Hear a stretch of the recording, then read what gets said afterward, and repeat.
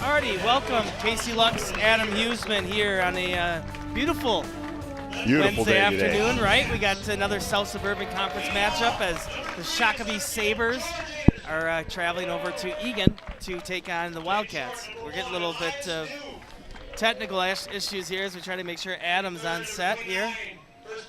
You hear me, Adam, yet? No? Okay.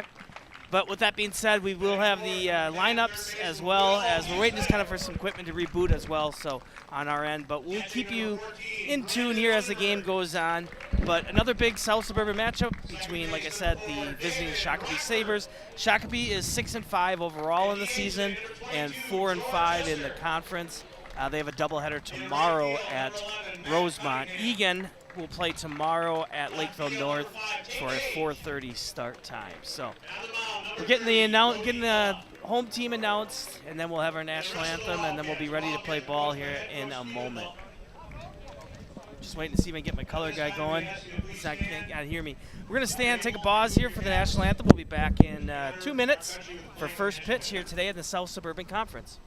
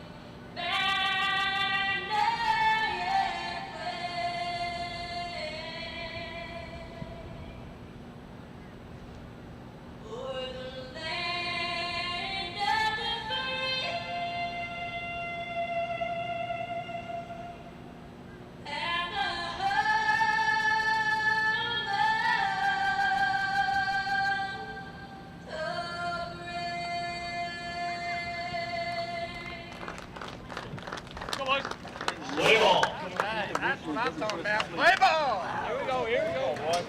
Let's go. Alrighty, we're back. We're trying to get our TV up and running here, which might happen. We're also making sure to get Adam up and running too here. But in the meantime, we'll run through the visiting Shakopee Sabers roster, or the lineup for today. Leading off will be the second baseman Tanner Ho. At shortstop's going to be Wynn Strait. At third base will be Ryan Vosper. DHing today will be Alex Duncan. He'll be DHing for Landon Heller, and we'll speak to his first outing of the season here today later. Connor McGee will be out at first base. Jaden Case in right. Jack Morris in left. Charlie Tungus is catching. And then in center field, batting 9 will be Ben Turcotte. So that will be your Shakopee Sabers roster. As far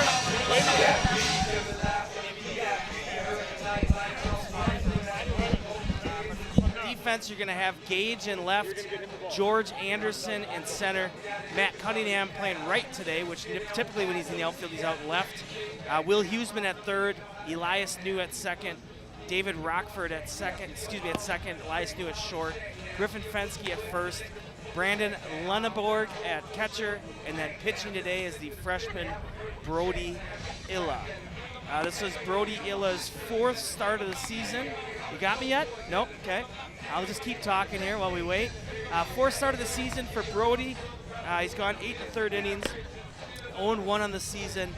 12 hits, 11 runs, 3 Ks, 3 walks. So has done a decent job of staying away from high pitch counts and walks. It's just kind of have had those one bad innings, whether it's be pitching and a combination of pitching and defense that have, hasn't been able to allow him to stretch out as deep into games as Brody's wanted to. Brody throws fastball, curveball, and splitter primarily is his pitch repertoire. So we're getting ready to play. So far it's just me. I do have Adam Huseman here next to me, but he's just waiting to get back up live here. And hoping to get first pitch here up and running shortly.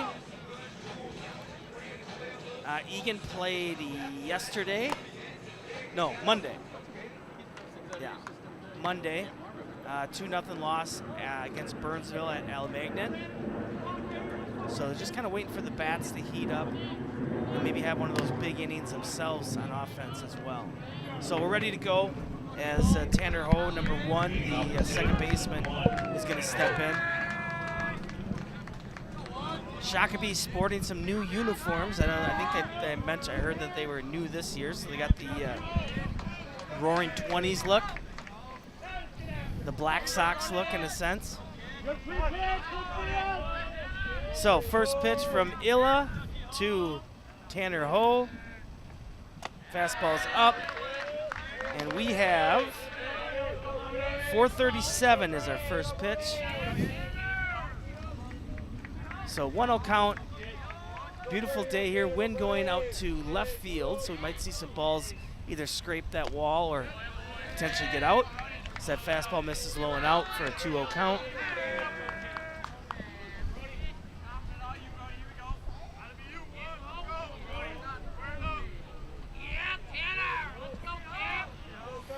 Tanner Ho, leadoff hitter, second baseman. Brody Illa, the freshman, starting pitcher. Fastball misses again for out. So quick 3-0. As we mentioned, only 3 walks on the season, so Brody's done a nice job of staying away from the free passes, but in a little bit of a pickle here early on for the leadoff hitter, Ho. And another fastball missed outside. So 3 fastballs outside, 1 in the dirt, 4-pitch walk. We'll see if Ho gets off and running early. It's going to bring up the shortstop as Win Straight.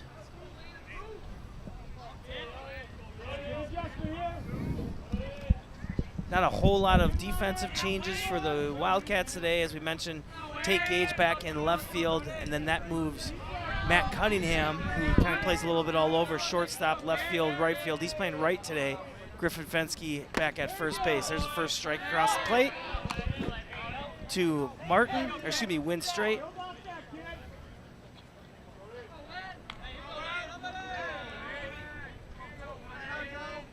Interested to see how aggressive Shakopee is from the get-go, testing the freshman catcher, Lunenborg. Ho at first, straight at the plate.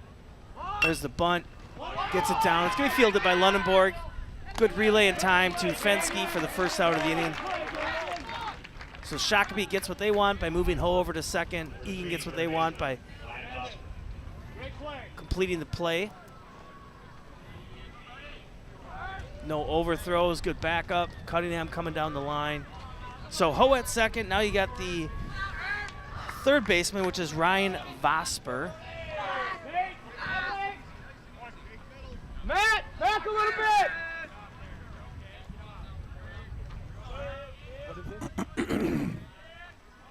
Vosper and Illa. There's a splitter for ball. We got you yet? Nothing. No? Nothing. I feel like I can hear you. Okay. All right. We're getting it. We're getting close here. Yeah. I think we're getting close to getting our amazing color guy here, Adam Huseman, but he gets to just kind of relax right now and have some Diet Coke and take it easy here for a second.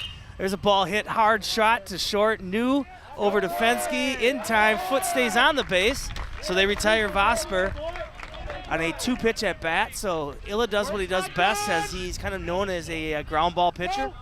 And that's going to bring up Alex Duncan, who's DHing today. Duncan set to play, is going to St. Cloud State. And then last year, Duncan was honorable mention as well. So Duncan settling in here in the 4 spot, the veteran. DHing today for the pitcher, Landon Heller.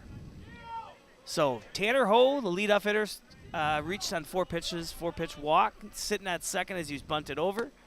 Fastball misses low. 2 down here in the top of the first inning at Wildcat Park on a lovely Wednesday afternoon. Light breeze. I think we're in the high 60s, low 70s. But we might see some balls touch that wall here later, as that breeze is obviously a little bit above the flag even. Get it up in the jet stream. 78. I like it. What do you got for a wind? What do we got for a wind there? My color guy here. So 2-0's our count to Duncan. Illa on the mound. Top of the first here, Wildcat Park. Moderate? Oh, about 11. Okay, perfect. So that's a little bit lighter. Big swing there by Duncan. It's a little bit of a lighter wind day here out at Eagan. Typically see 15. Air quality is good. I like it. I like it. Good. Good to know. Good to know. Good to know. I don't want to take any bad air quality into my lungs today. All right, 2-1's the count to Duncan, the DH. Illa on the mound. Another freshman is his batter mate, Lundenborg. Big cut by Duncan. He's not going to get shorted today. Maybe see a splitter here, something off speed from Illa. Mainly have gone fastballs here to Duncan, trying to work away from him. For the most part, they're playing him straight up. Cunningham playing a little bit to the hugging the line, a little bit right, and George Anderson probably about 10 paces over to the right center gap. Infield, though, playing him pretty much straight up. They do have Rockford. Oh, excuse me, they do have a shift going on here. Rockford's in shallow right center field. Right field, and then Elias New is playing right behind second. Slow roller foul. As we mentioned, Illa, this is his 4th start of the season as the freshman. Yeah, Elias is at shortstop, playing behind second. Illa, though, 4th start, looking for his first win on the year. And his last start, I believe, was last Monday when we were on TV, and made it, I believe, to the 4th. So I think that was his longest outing of the season. He's going to coax a pop-up. That's going to be hit over to third. Huseman's got a beat on it and retreats and makes the play. So in the top of the first, no runs on no hits, no errors, and 1 left on. We'll be back in 60 seconds for the bottom of the first inning here at Eagan.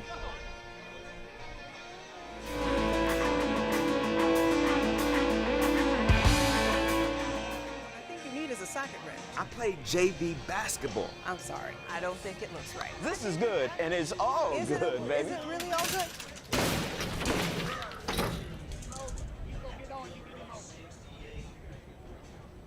If you love me enough to routinely test your handyman skills, not to mention the strength of your marriage, then of course you'll visit nhtsa.gov/therightseat to make sure I'm in the right car seat. I'm gonna call my dad. Hi, I'm Smokey Bear, and I made an assistant to help you out, because only you can prevent wildfires. Hey, Assistant Smokey Bear, call me Papa Bear, because I'm grilling up dinner. Did you get it? Yes, good job. So, what should I do with all these coals? Don't just toss them out. Put them in a metal container because those embers can start a wildfire. I understand. The stakes are high. Ha, ha, ha, ha. See, Smokey thinks I'm funny.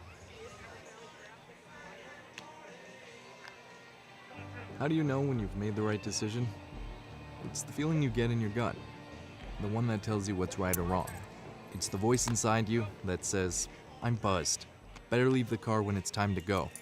Buzz driving is drunk driving. Okay. All right, we're back here, bottom of the first inning. Eagan Ballpark, Wildcat Park, so to say. And we have Casey Lux, and Adam Huseman is back. Casey, they finally turned their microphone on. I know, right? I think they just gave you that was like your first half-inning suspension. I don't even know what you did. I've missed a few games. They're like, hey, the guy's not going to. So here's our batting order. Why don't you run through that for us here, Mr. Huseman? You know, very similar to what it's been most of the year. So George Anderson, center field, led off most of the year. Elias New at shortstop has played a little second, played a little outfield, hitting second today, playing shortstop. Griffin Finsky hitting third. He's kind of swapped between third and fourth most of the year, playing first base. And we'll get to the rest of the lineup here as it goes. Yeah. And Will Huseman hitting fourth, playing third base. But those two is kind of flip-flop 3 and 4 most of the year. Yeah, typically that's kind of been what Coach Butler's gone with. The only guy that they've kind of moved around is catcher Lunenburg, right? He sometimes likes to put him up at the second slot, and then also likes to maybe drop him down because he is now, I believe, the second on the team in RBI. So it probably makes more sense to have him hitting 5 or 6, right? Absolutely. And you get some of that speed on bases. So 3-0 count to the speedster George Anderson. George Anderson on the year hitting 270 and 10 stolen bases. So we know this as frequent viewers of Eagan, but at the same time, the TV audience doesn't always know it. So defense across the outfield, you got Jack Morris out in left, Turcotte in center, Case in right, Vosper then straight at short, Ho at second, McGee at first, and then the battery is Landon Heller and Charlie Tungus. You know, Casey, how about this? The top and the bottom of the first, both 4-pitch leadoff walks. I mean, you don't see that every day. Well, and that tends to accrue to the loss of hair by head coaches, I've heard too. Walks.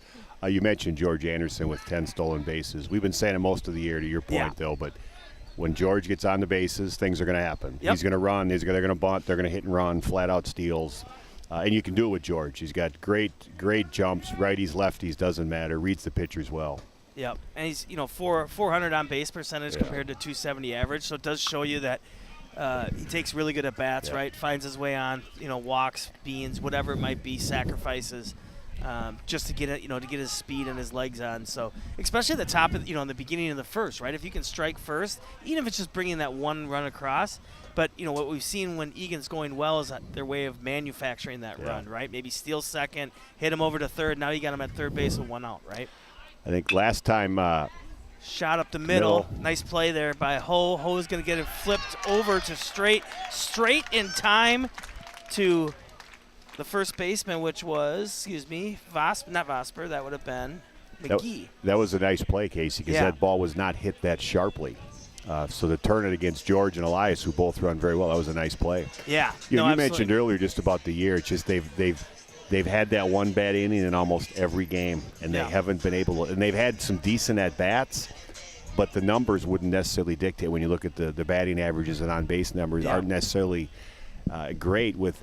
Good at bats, and that's why this game is hard. You can go 0 for 4 and just hit balls, just hit lasers, right at people, and it is hard though. I mean, and that's one thing too. I mean, I was looking kind of at the stats before the game. I mean, their team batting average is 223, right? So it's interesting as we see kind of a little sawed-off shot to Keller. Keller's going to flip it over to McGee in time for Fensky, a little pool stick action. So bottom of the first, no runs for Eagan, no errors, nobody left on.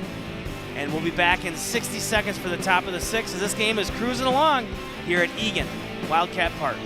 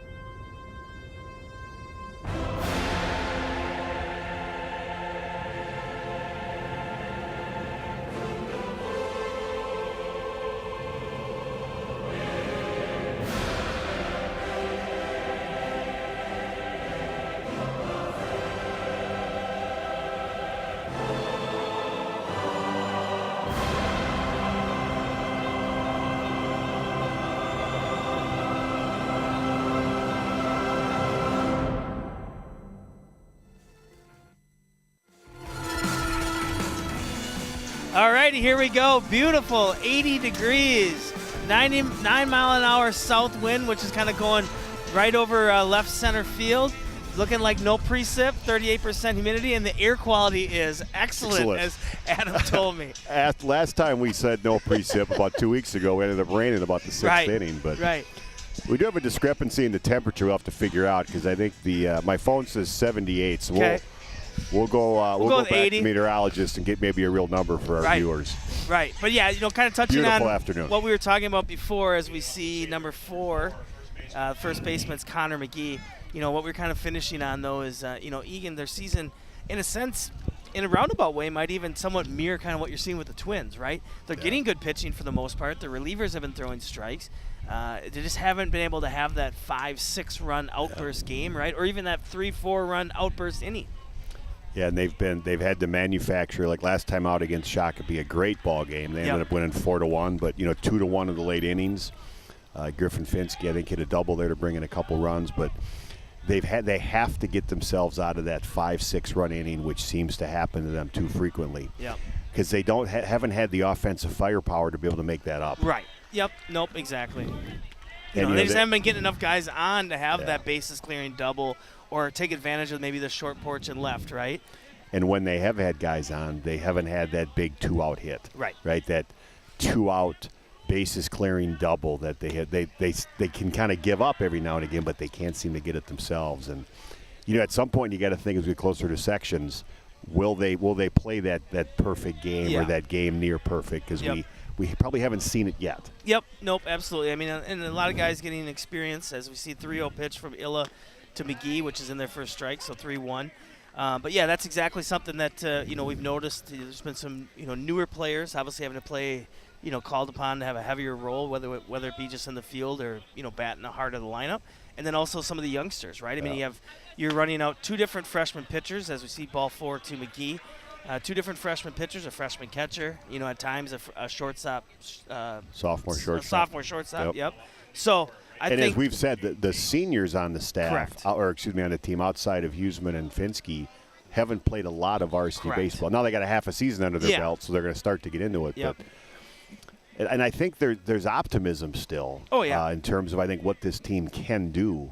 We just haven't seen it yet. And I think when it does, it's going to be that momentum that every team needs and wants. Yeah, well, and I think Coach Butler and the staff is just kind of waiting, for that aha moment of not just the one game of, putting together 2-3 games in a row of just playing clean ball. And if you get beat 2-1, you get beat 2-1, right? But, not shooting yourself in the foot with walks or errors, right, or any type of mental lapses. And what every coach wants is they want consistency. Right. And that's what they haven't been able to put together yet, is a consistent 7 innings, a consistent week even, that, right, outside of maybe the first week of the year. Yep. Right, when they went 2-1 and they seemed to all be off to a good start, and then they've just haven't been as consistent enough. Yep. Jaden Case is up at the plate. He's a right fielder. Case set to go to Mankato. Looks like maybe do some pitching as a lefty. And then he also was a all-conference player in 2022 for Shakopee.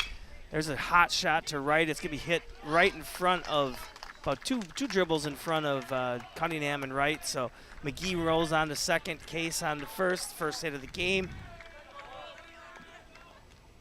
I don't know if that one kind of, froze Matt. I don't think it was necessarily caught, catchable anyways. Yeah. It was hit right at him. And that's sometimes what's tricky is when it's hit right at you, it's hard to either come up on it or go back on it, because your instinct is to kind of freeze, thinking, A, I don't want to overrun it, and then B, I don't want to come in too hard and then have it get by me, and then now it's, guys on second and third. Well, that's a bases clearing triple there, potentially. So that was kind of a tweener. And how the field's set up here, first base, second base, right field is looking into the afternoon sun. I'm not saying that was a sun ball, but that could play, in another hour or so as that sun continues to get down. A popular name here in Minnesota sports lore is the left fielder Jack Morris. I haven't heard any tidbits if there's relation or if it just was a good name to add. A lot of pressure though at that birthday, the naming day. Absolutely. How about that 91 series for the Twins though? How impressive was that? Absolutely. For sure. Was... I mean, we're trying to get back there. We can't, Twins can't even win a playoff game, so we have to crawl here first. So 0-1 count here, Illa to Morris, and he fouls that away. So 0-2. So potentially, by throwing some curveballs, he might be able to take away their bunt from them, and maybe either get a strikeout or an infield pop-up, keep the runners here at bay. Eagan could use a ground ball now up the middle. Maybe we can repeat the favor of turning 2. Yeah, and as we mentioned too, I mean, Brody as a freshman, I mean, this is his 4th start already. So I mean, just in that, all of a sudden you kind of start losing and shedding that freshman tag, right? Now you kind of feel like, okay, well, maybe he's more sophomore experience, and that's what, the team wants. See a nice pitch in the outside corner, just misses. But, what we've noticed, too, with Brody is it seems like each outing he gets a little bit better and he goes a little bit deeper into the game, right? and he just tries to stay away from too many runners on base. And that's, as we all know, the getting runners on base with nobody out. Right. That's hard, right? So much pressure. Giving up a couple walks or an error with 2 outs, you're out of the inning. But when you get the couple guys on and there's nobody out and there's bases loaded, those are those big innings that they just have not been able to stay away from. Yeah, and it's lined up perfect for Shakopee in the sense because they were able to get Case up there with a guy on base, and he came through with a single. They were obviously hoping they could get a bunt over and be looking at second and third with 1 out. There's that splitter that's fouled straight back. That was good little movement on that one. Yeah. No, absolutely. And I think that's, that pitch is one that just takes a lot of confidence, right? To be able to throw it for a strike. And, some of those, off-speed pitches like a splitter or let's say a knuckleball, right? I mean, what a lot of times the pitchers are more worried about is, if it gets away from them now, they're going to plunk a guy with a 50-mile-an-hour pitch, 60-mile-an-hour pitch, right? Then you kind of you ruin the whole purpose of having that pitch in your bag. 1-2 count. Jack Morris at the plate. There's a fastball going to be grounded over to Huseman. Huseman's going to step on third. Quick relay to Fensky. So the old 5-3 double play. Well, Don't see that one very often. They needed that.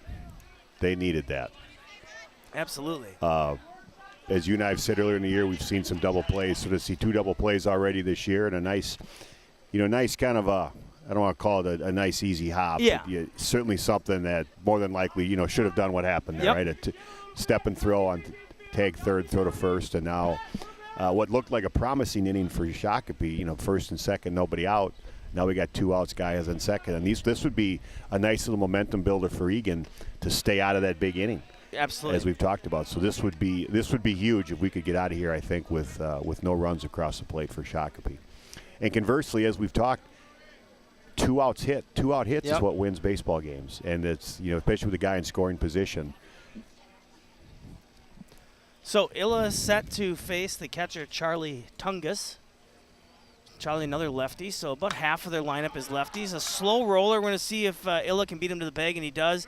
A little flip from Fensky to the freshman for the 3rd out of the inning. So a nice clean inning after he was able to come back after giving up that leadoff walk and then that single to Case. So for Shakopee in the top of the 2nd.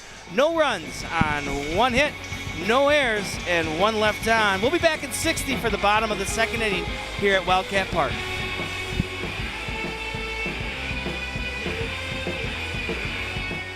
I'm Ryan Blaney, a 3rd-generation race car driver, and we dedicate a lot of our time to going as fast as possible. But when my grandpa was diagnosed with Alzheimer's, it was a very unexpected bump in the road for us. It's important to notice if older family members are acting differently, experiencing problems with their memory, or having trouble with routine tasks.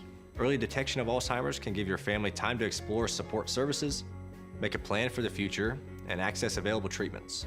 If you or your family are noticing changes, it could be Alzheimer's. Talk about seeing a doctor together.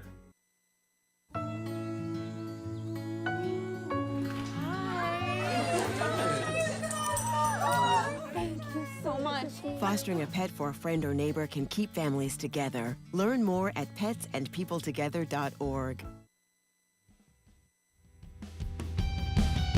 All right, South Suburban Conference standings. Take it away, Mr. Huseman. So welcome back. You can see Eastview 8-2 leading the whole conference, and kind of a little logjam. Eastview, Rosemont, Farmington, all at, kind of towards the top. I think the disappointment, Canley, has been Eagan. Yep. I don't know that they were going to necessarily thinking they'd be leading the conference, but I don't think anybody projected maybe a 3-8 start. I think that they were their realistic outlook was probably to be somewhere between 2 and 5. Yeah. At least at this point in the season. But as you know too, it can change pretty quick, right? Yeah. So. And there's still season left. I mean, they still certainly 500 is certainly within reach, and they've got a big game today. Obviously, big game tomorrow against Lakeville North, and how do you win the week, right? I know they lost yesterday or Monday, so how do you win the next 2? And as we've talked about, we don't want to sound like a broken record as senior third baseman Will Huseman steps in.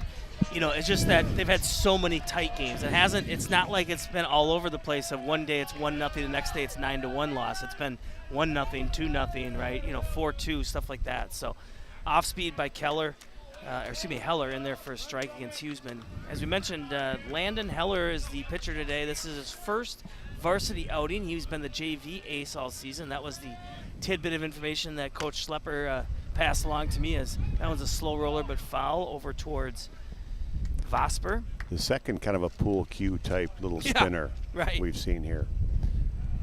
Huseman does have a home run on the season, 6 RBIs, so that puts him third on the team in RBIs, a triple as well. He's got 3 stolen bases as well in the season too. And Will started off, I think, at a good first couple games, and he's kind of struggled finding his stroke here this year. I know a disappointment for him specifically, and I think the team. So I think he'll find it, but it's not really probably what he's wanted here his senior year, at least the first half. So he'll come around. Yep, absolutely. Well, and just so much is asked on Huseman and Fensky in that middle of the lineup, right? Yeah. So when you're not getting guys on, it's hard for them to come through with clutch doubles or home runs or RBI type of at bats. But also trying to just get those guys on, even to start an inning, start off an inning. So curveball in there for a strike. So sends Huseman to the bench for the first out of the inning. That's going to bring up the catcher, the freshman, Brandon Lundenberg. And Brandon's having an excellent freshman campaign. 265 batting average, 405 on base, 3 doubles. So definitely has the pop. And then as we mentioned before, he's moved into second place with RBIs at 8. And has had a very, very good freshman campaign. Yeah. We've said that most of the year. Very good at bats most of the year. Yep.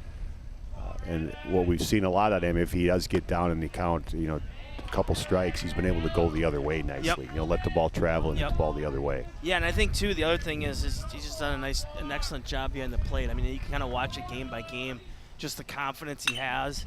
And that ball's gonna be popped up down the right field line. McGee's gonna give it a chase, and he's gonna make a play. So quick inning here so far for Heller. I have him had about 6 to 7 pitches. So Eagan trying to see if they can extend some of these at bats and maybe put Heller to work a little bit. So you're gonna have the second baseman, number 4, David Rockford, will step in. 4 RBIs in the year, 4 stolen bases, 3 runs, a double, a triple. Can do a little bit of everything.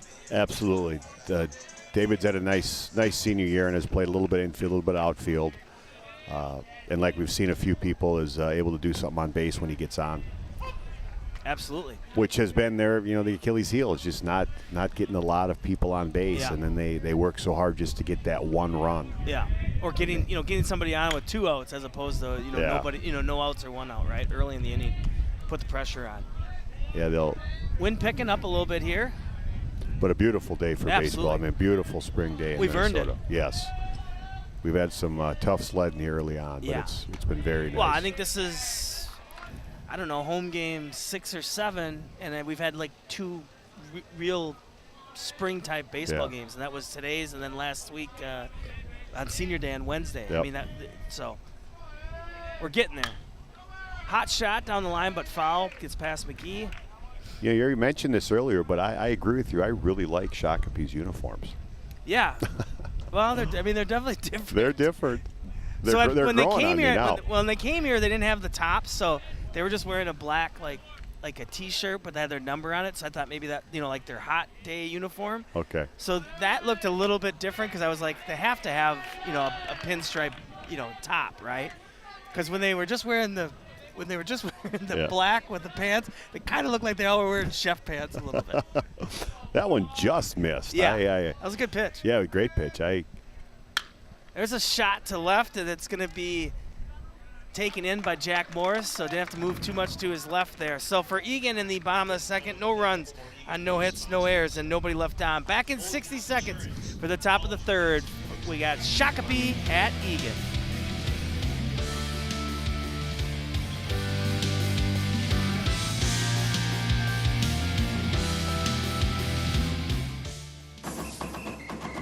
If you're buzzed and doing this,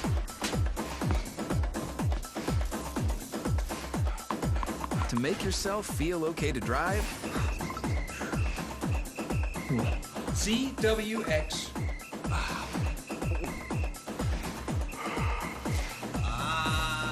you're not okay to drive.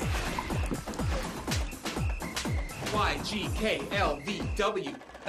Regular you. Hi, I'm Ryan Blaney, a third-generation race car driver, and we dedicate a lot of our time to going as fast as possible. But when my grandpa was diagnosed with Alzheimer's, it was a very unexpected bump in the road for us. It's important to notice if older family members are acting differently, experiencing problems with their memory, or having trouble with routine tasks.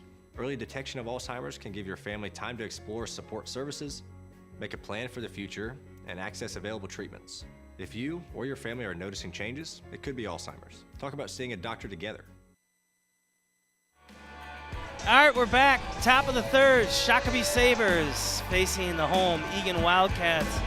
We had a little bit of a scramble before the game, Mr. Huseman. I don't think we're here in time for it, but Griffin Fensky during infield and outfield took a bad hop, and not only did it catch just kind of on the top of his cheekbone, right underneath his eye, but then it broke his glasses. So there was a little bit of a scramble to find an old pair of glasses at home and get them to him in time, but luckily it was below the eye enough that it shouldn't overly puff up, right, to affect eyesight.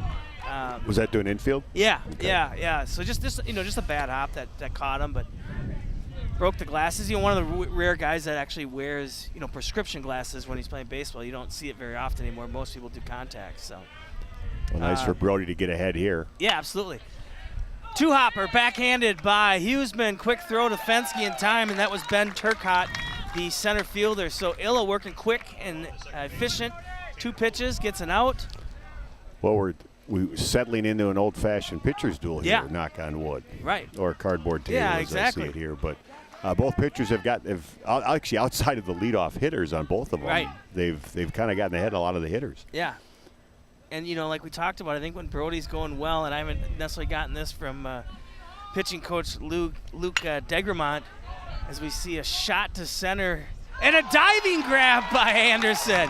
The wind held it up just enough for George to kick in the speed burners and coast to another diving play that we've seen numerous times out here at Wildcat Park for George Anderson. Casey, it's a great play. And I'm almost immune to it. I've been watching this kid since he was 10 years old, and he has been doing that since then. Yeah. And he just, game after game, he does. And you can see the replay here. Just a great jump. Yeah. Obviously being left-handed help there in terms of goal, but just a great jump. And he reads it so well, and he's quick. Yeah. And that's a tough combination. And what do they say in Field of Dreams? Where fly balls go to die, right? Exactly. Hit them out in the outfield. And no, George has been doing that his whole career. That was the leadoff hitter, the second baseman, Tanner Ho, and then this is now the shortstop, batting in the second hole, Wyatt Straight. I'm the same way, too. I mean, I've watched him now for 3 years. I even saw him a little bit as a freshman, right? And, the ball's hit. I was kind of trying to track it. I was looking down for a second, and it's just, when it's hit, it's like you don't even necessarily need to get overly excited until he makes the catch. Because, I mean, you watch that. I mean, it looked like he covered 15 to 20 feet in like 10 steps. Yeah. And he's 5'9", right? So he takes kind of sprinter strides, but he's so quick on his jumps. And that's where and that's where they can also benefit is if they shade him one way, they know he can make up with his speed if it's hit the opposite side, right? So 1-2 count, 2 down here. Brody Illa having an efficient start to today's game. And so far the defense has been solid. Yep. And again, that's been some of those big innings we talked about earlier, as sometimes that's led to just not playing great defense. Yep. And I think that was this team's calling card at the start of the year. Yep. I think everybody thought solid that defense. Yep. that they would play defense better than most. And again, I don't know that we've seen that quite yet. And maybe this is a nice start here as we get to the second half of the year. Yep, for sure. Nope, absolutely. Because as you know, as being a pretty darn good pitcher yourself, even to this day. Yeah, there you go. When the guys are playing defense behind you, absolutely. You have all the confidence in the world. You're not facing 4 or 5 extra guys an inning, and your margin for error opens up as a pitcher then, because now you go, well, if I do throw one across the middle, as we see a fly ball again here to hit left center field, Anderson on the speed. This time it's going to get past him. It's going to get to the wall, so that's going to be a stand-up double for the shortstop win Straight. So an excellent at bat by Straight as that count went 2-2 and just went with the pitch there. I mean, I thought for a split second, once again, George is going to run it down. But probably got a little help with that wind. It went right into that kind of the wind alley. That one kept leaking over to the left. Yeah. That would have been no one's going to make that catch. Yeah. I mean, that's a great play. But credit to Shakopee, right? A great 2-strike approach. Yep. Let the ball travel, hit the ball the other way. And again, a two-out hit, and we'll see if Shakopee can make something out of this. Yeah, and so far today, I mean, it's been Ho who had the leadoff walk, and then obviously had the hot shot to left center gap that Anderson ran down. Now you get a double by Straight, and then Case had a single. So it's kind of been their 1-2 hitters, and then Case is in the 6th spot. At least that have been swinging the more confident bat, so to say. There's a nice curveball in there for a strike. But like I was mentioning before, when we saw George make that diver against Tanner Ho, it's not like pitching coach Luke Degremont has told me this, but I think what I've noticed is when Brody's going well, it's more of a ground ball pitcher per se than a potential pop-up pitcher, right? Maybe if he uses that splitter more, right, as we see fastball in there for a strike. But I think his fastball and his curveball is what, when it's working well, is inducing a lot of ground balls to the infield. And a nice start here. Yeah, absolutely. 0-2, so now it's time to maybe somewhat waste a pitch, maybe look for a splitter on the outside corner, maybe a high fastball outside, which it looks like we're going to see. And he does appear to be hitting his spots pretty well early on. There it is. Fastball just misses. That's a good waste pitch. Number 3 hitter is Ryan Vosper. He's the third baseman. Casey, you called that, so you're the best play-by-play guy around, right? Hey. We go outside, they set up outside. Well, I think of what I would be doing as a pitcher too, right? What's the broadcaster of the year, ETV equivalent? I got to believe you're in the running for it. I mean, there isn't too many I think I'm up against. So. There's a ball smoked out to left, but Gage has got a good beat on it and makes the catch. So for Shakopee in the top of the third, no runs on that one hit, that double, the 2-out double by Straight. No errors and 1 left on. No score going into the bottom of the third. Shakopee at Eagan at Wildcat Park.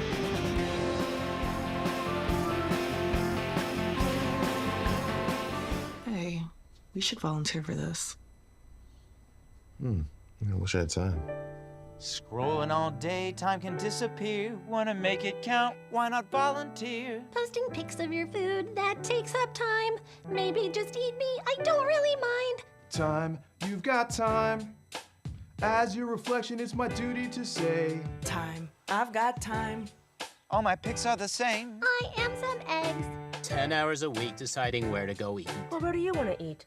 Maybe let's not go out to eat. You paint your walls from cream to white, and from white to cream, then back to white. Time, you've got time to binge all of season 9, though it got so bad. Time, you got time. We're gonna grow back and be the same brows you had. Time, you got time. Listen to my plea as I harmonize. Time, you've got time.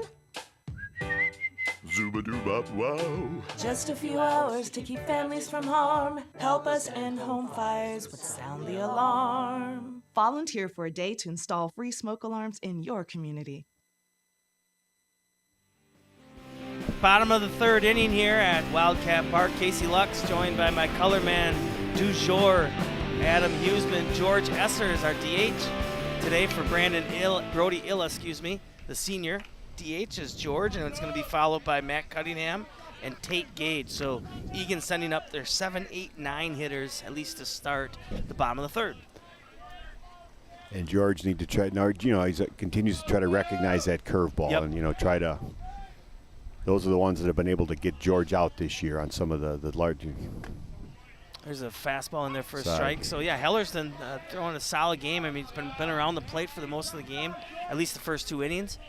Still hasn't given up a hit, only has given up that 1 leadoff walk, which is erased by a double play ball, and gets Esser out on a curveball for the first out of the third. So Matt Cunningham is a sophomore playing right field today. He kind of has the utility hat now, early in the season already, right?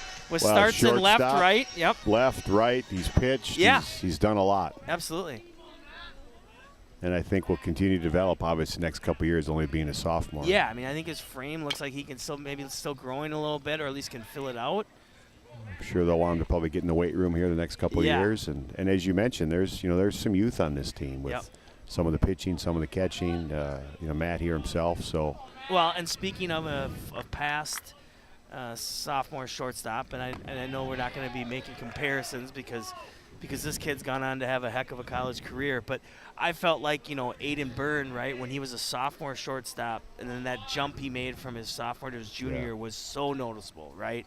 And he just, all of a sudden, he was just a man out there at short, and he wasn't a young kid anymore, right? That was you're exactly right. And, very sadly for that group, they didn't have their senior year. Exactly, right. In the spring of 2020, because they had a very senior-heavy team that year, and a lot of those kids are playing college baseball today. Exactly. Yep. Liam Martin, what was on that roster would have been a junior. Yeah. Yep. but that they had Leitenberg, Ryder's brother, North Dakota State. Lockemeyer probably in center, maybe a little bit, right? You mentioned Aiden down at Mankato State, and that would have been a nice team. So Cunningham goes down looking on a fastball on the outside corner. Heller's starting to rack up a few Ks. Nice I start believe he's for on Heller. 2 or 3 already for early game here. Nice nice first varsity appearance for Landon today. Who did as it sounds like, has had a wonderful start on the JV season. So they said, hey, let's bring him up, and at least at this point has been very, very effective. Yeah, well, and I think also potentially part of it, right, is that fastball misses low to left fielder Tate Gage. I think the other part is they have a doubleheader tomorrow at Rosemont. Yeah. So, needing an arm, but then also this is probably a perfect time to bring him up and see what they got in him. And if he can go deep, that's just going to save their bullpen for tomorrow. And at this point, the game has faced the minimum. Yep, absolutely. Yep, had that leadoff walk, and then it turned into a double play ball right after that. So. And then there hasn't really been a big threat since then. Nope. So 1-1's our count, 2 down. Tate Gage up. Gage on base percentage of .409. That's a double in the season. 4 stolen bases as well. Scored 4 runs. So good things happen when Tate's able to get on base. 2-2 now is the count. 2 down. 80-degree day. We're loving it. We both have shorts on for the first time, I think, of ball season at least. First time for me this year. Right. They seem to be just kind of swinging right over the top of that that little breaking ball. I think his breaking ball, and then I was noticing on that last strike on the replay, it looked like he maybe has maybe throwing 2 different fastballs. I'm wondering if he's got like a 2-seamer that he's throwing, because he's getting some good movement to the outside corner on some of those fastballs. That isn't slow as a curveball per se. And there it is, kind of once again. So Heller once again with a quick inning, a 1-2-3 inning, and I believe that was his 4th strikeout of the day. So he struck out the side there. Struck out the side, right? So he at least has 4. So Eagan in the bottom of the 3rd, no runs on no hits, no errors, and nobody left on. 0s on the board. We'll be back in 60 seconds for more baseball at South Suburban Conference at Wildcat Park.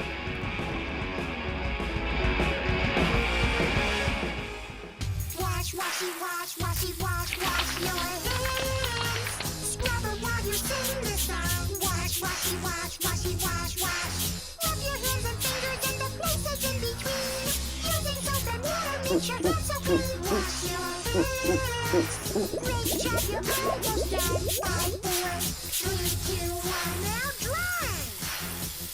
Wash your hands for 20 seconds, just like Elmo.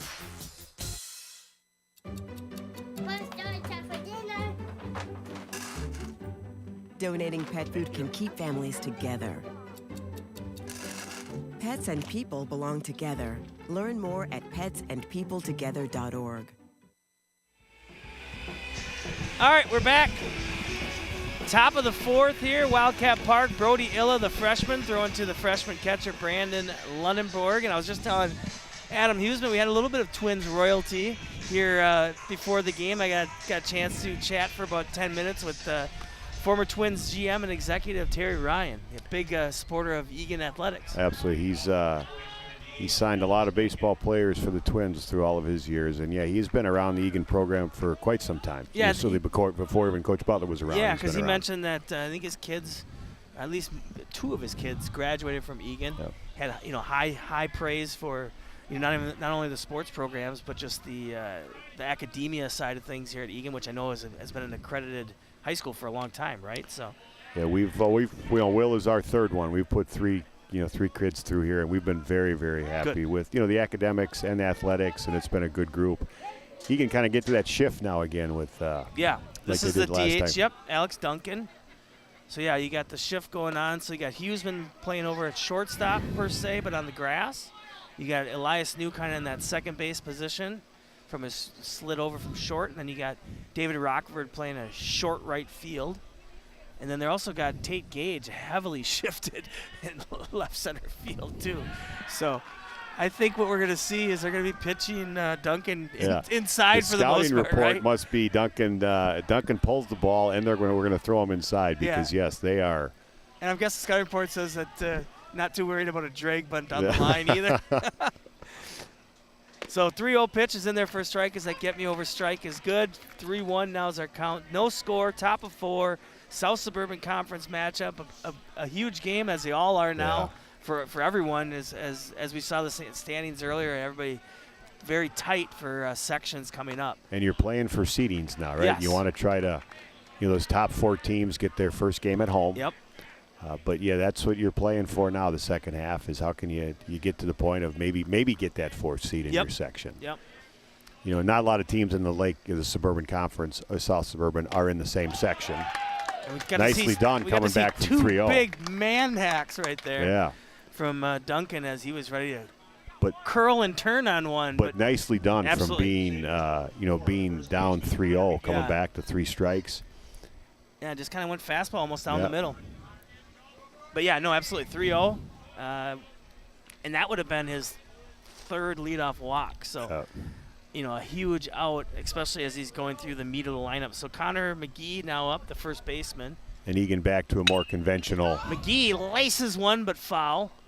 More conventional now defensive lineup in your traditional infield and outfield spots. Yeah, and I haven't seen Eagan do a whole lot of shifting. So, that just shows you that, like you said, the stats, the scouting, shows that he's a heavy pull hitter. So they're gonna play the odds and the analytics on it. Yeah, it seems like there was more shifting in the last couple of years than we've seen this year. Yeah, I would agree with that.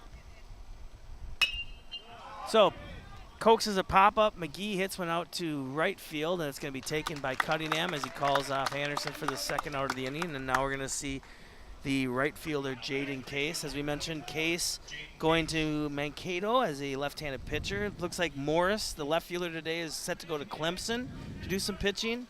But Case obviously had an excellent year last year as he was their one lone representative on the all-conference team.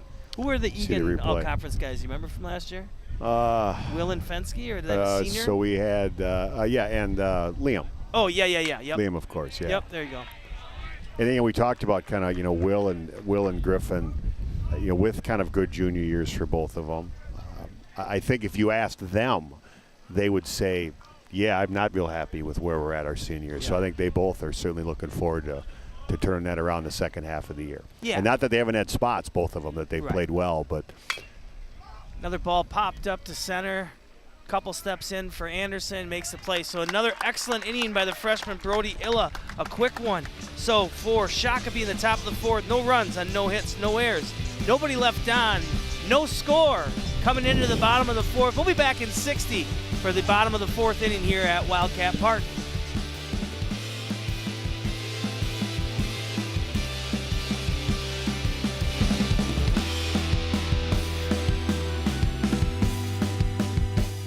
I'll see y'all.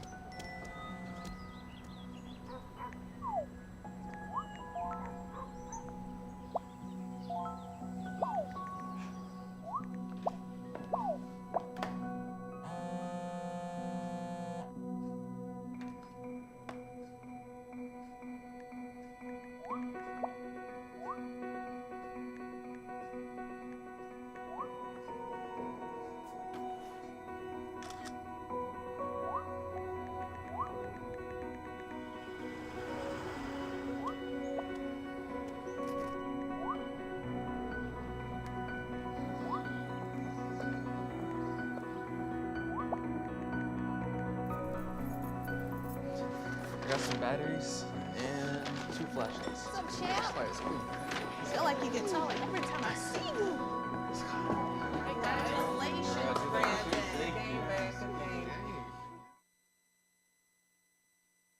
How do you know when you've made the right decision? It's the feeling you get in your gut, the one that tells you what's right or wrong. It's the voice inside you that says, I'm buzzed. Better leave the car when it's time to go. Buzz driving is drunk driving. Alrighty, we're back. Bottom of the 4th, Casey Lux, Adam Huseman. Back to the top, the leadoff, the center fielder, the senior, George Anderson. He drops on a nice drag bunt, fielded quickly by Vosper, but thrown into right field. Backed up, and now we're going to have Anderson on second. So gets a hit and finds his way on second. Doesn't even have to steal, so almost like a leadoff double. And we've talked about George defensively, and we've seen that as another calling card of George, being able to get that drag bunt or base hit bunt. Yeah, nice play by Vosper. Yeah. He had to travel in. I know he was playing in a little bit, and here's our replay. It did roll to him.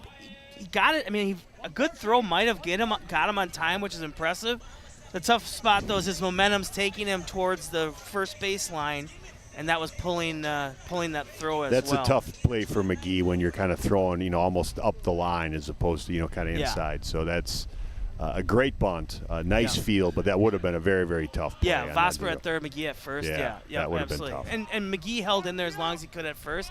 Now we're going to see another bunt. Nice bunt down the line that's just going to roll foul, and kicked foul by McGee, which is a smart play. And that's what I meant, Casey, when McGee at first, he really had no chance when you're throwing it kind of right into the runner, running down the line. Yep. So, and a tough play by Vosper, right, to come in and get the ball. So, rightfully so. I don't. You're right. A good throw might have had it, but that would be a very, very impressive play for a high school kid. When it was bunted. Too hard for him to bare hand, which typically coaches are going to want you to come in and field that bare hand just to save you that half second. So Elias New is up, playing shortstop today as we see a pickoff attempt from Heller to straight. And here's where Eagan needs to take advantage of this, right? In essence, a leadoff double with 2, 3, 4, and 5. I mean, this is where you need to get a run across, for Eagan. So we see Heller's first pickoff attempt today. Hasn't thrown over to first yet. We'll see if he wants to have Elias bunt again or let him swing away now. Yeah, maybe get him back into a hitting count. Yeah. Maybe then now drop it down at 1-1, or if it gets a 2-1. So 1-1's the count. As he talked about before on broadcast, Eagan's gone away kind of from the traditional third base coach giving signals. It's more of a what do you want to say, a number system on the wristband, right? Which you see, I would say relatively new, but you're seeing so many college teams do it now, and you're starting to see it come into the the high school level. But I know the University of Minnesota has been doing it now for quite some time, and a lot of colleges. I first saw it a few years ago. Actually, a Gopher game with the University of Nebraska. I mean, that's the first time I had seen it. I don't recall. It's been a few years, but now it's becoming much more commonplace. Okay. Yeah, this is new to me. I mean, I've known that some teams have done it. I've heard of teams in the South, high school-wise, that do it. But it does make sense, right? Because a lot of times, especially in college, right, they assign the bullpen pitchers that aren't pitching that day just to watch signs the whole game and see what they can pick up, right? Base hit by New into left field to Morris. Anderson's going to be held up. Throw comes through, and that's going to send New to second. So excellent base running by Elias New. Morris' throw came all the way through, wasn't cut off, and then allowed New to get to second. Takes away the force, and now you're set up for a potential big inning at second and third, nobody out. And, Casey, that's the stuff that we haven't always seen, the aggressive base running. Yep. And once Elias saw the throw from left field come through over the cutoff, he left. And, force a play at second base, right, and let George score. But that's like the aggressive base running that all coaches would want. Absolutely. As you see, I mean, Vosper was set up for the cutoff, but it just sailed him. There's a hot shot to left. That's going to get over the head of Morris. And one pitch, Fenske's going to try to get in for a double. It's going to be a close bang-bang play. He's going to be out, but he does get 2 RBIs on the big double by Fenske. So Fenske sees one pitch from Heller, puts that off of the base of the wall. It was hit kind of like the Fenway Park style, right? Hit too hard off the wall. Nice job by Morris to play it off the wall and then get a strong throw, which he does have a can. I can see why he's going to Clemson. And his throw was in time to Straight, and Straight was able to put that tag on Fenske. Actually, that would have been Ho at second. That would have been covered. And Morris did a very nice job playing that. Yep. And I would say Elias had some very good base running. I mean, he kind of read that very well and knew was going to score. Yep. And I liked what he did. He did that kind of that deke, right? He kind of did the I'm not going to move because it's either coming right at me or it's going to be over the fence. See if he could hold up New for a little bit. No, Griffin hit that one very, very well.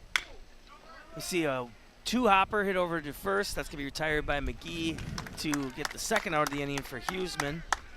And then, for Fenske, that's double. Not double, but he has RBI number 13 and 14. So leading the team already, coming in today with 12, up to 14 on the year. He also has those 3 home runs.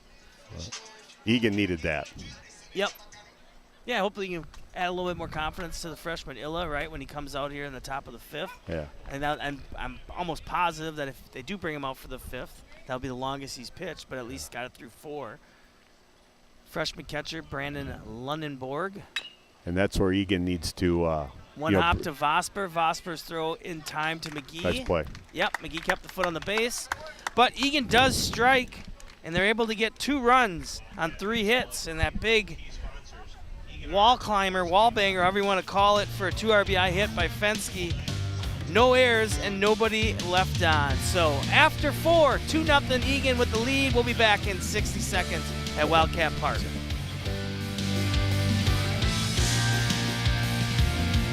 do you know when you've made the right decision? It's the feeling you get in your gut. The one that tells you what's right or wrong. It's the voice inside you that says, I'm buzzed. Better leave the car when it's time to go. Buzz driving is drunk driving. It's something about having that piece of paper. Some people think that's worth more than my skills. I've run this place for 20 years, but I still need to prove that I'm more than what you see on paper. You just gotta be so good they can't ignore you. It's the way my mind works. I have a very mechanical brain. Analytics and empathy. That's how I gain clients. I am more. I'm more than who I am on paper.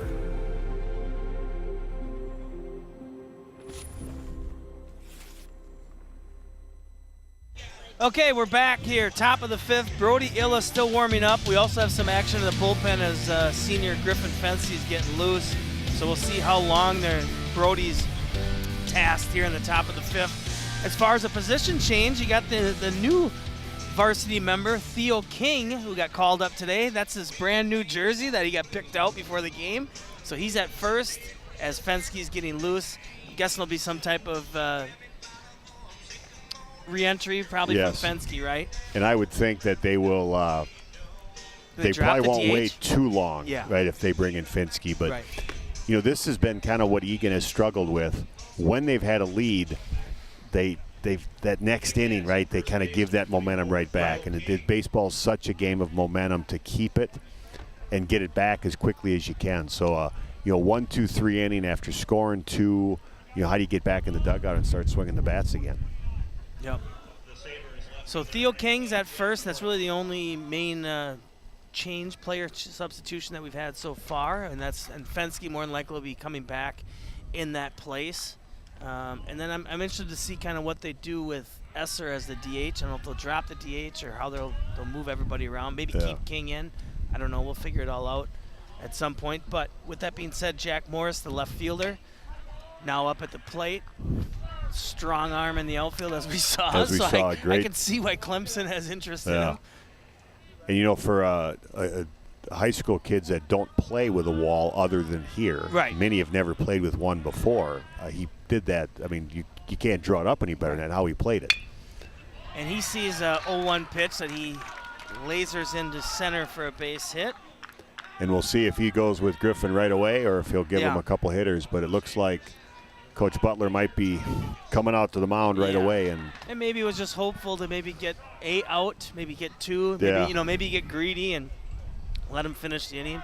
But quite an outing, Brody. I don't know what he got for a stat line, but you know, quite an outing to give up no runs on a couple hits. 3 hits. I think he had 3 walks, and I think he ended up with 2 or 3 strikeouts. So, I mean, hats off to the freshman, his best outing of the season. We'll stay here as we go through kind of some of the potential changes. I think what we're going to see, though, is King's going to be replaced by Lockenmeyer, I believe, at first, and then Fenske will come in on the mound. So Fenske on the season primarily has been tasked to be the closer. He's got 4 2/3 innings, only giving up the 1 hit, 7 strikeouts, only 1 walk, and 3 saves. So obviously a guy that hits the strike zone early and often. With that 7-to-1 ratio of strikeouts to walks. Yeah, I don't think Griffin has pitched here. When did he? He didn't pitch Monday, did he? So I don't know if I don't think I've seen him throw yet here at home. Okay.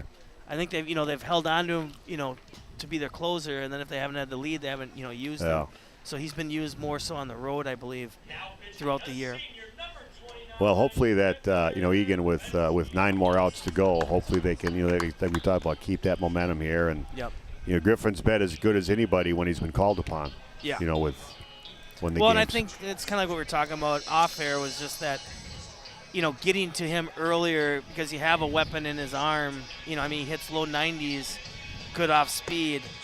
you know, if you're just going to have him sit over at first and you hardly ever get to actually throw him out there, right? So I know that the loose plan is to get Illa to get through 4, maybe even into the 5th, and then go to Fenske, and then maybe even have Fenske clear it out the rest of the way.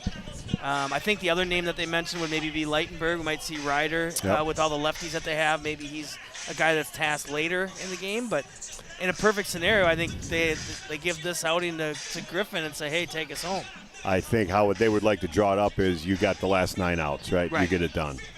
But I did see, number 7, Ryder Leitenberg down the pin at one point earlier. So to your point, they may be and nobody up in the Shakopee bullpen. Yep.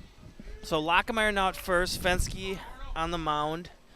Really the only changes. Theo King's first varsity experience was 2 pitches and a single to center, but hey, you get it out of the way. You got some experience because you never know what's going to happen when they get closer to sections. They're going to need guys to go in and play some spot roles like that. Yeah, and I think that's what you see more so on the high school level too. As we see the catcher Charlie Tungus now stepping up to the plate. Jack Morris is at first. Fastball gets away from Lundenborg. It's going to send Morris to second. So not how they wanted to start it.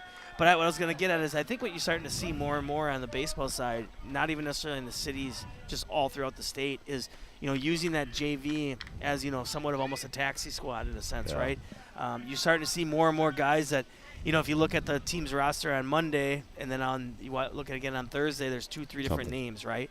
And a lot of times that's due to either pitching needs or pinch runner needs, right, or a specific position.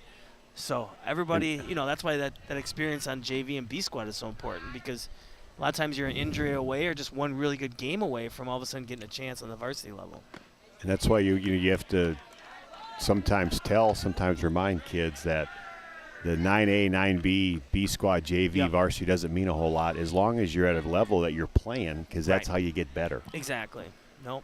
If playing the game is the only way to do it. It's just especially in the spring baseball in Minnesota, there is really not a lot of practice time once the season starts. Nope, exactly. And that's why coaches are so particular about that early springtime, right? Those spring break weeks, I know which are tough, but after the season starts, you're down to a dozen practices. You get maybe on a Tuesday, on a Friday, but you get so much rain and they're game days and you're not able to work on a lot of things. And then it's just there's so many things going on.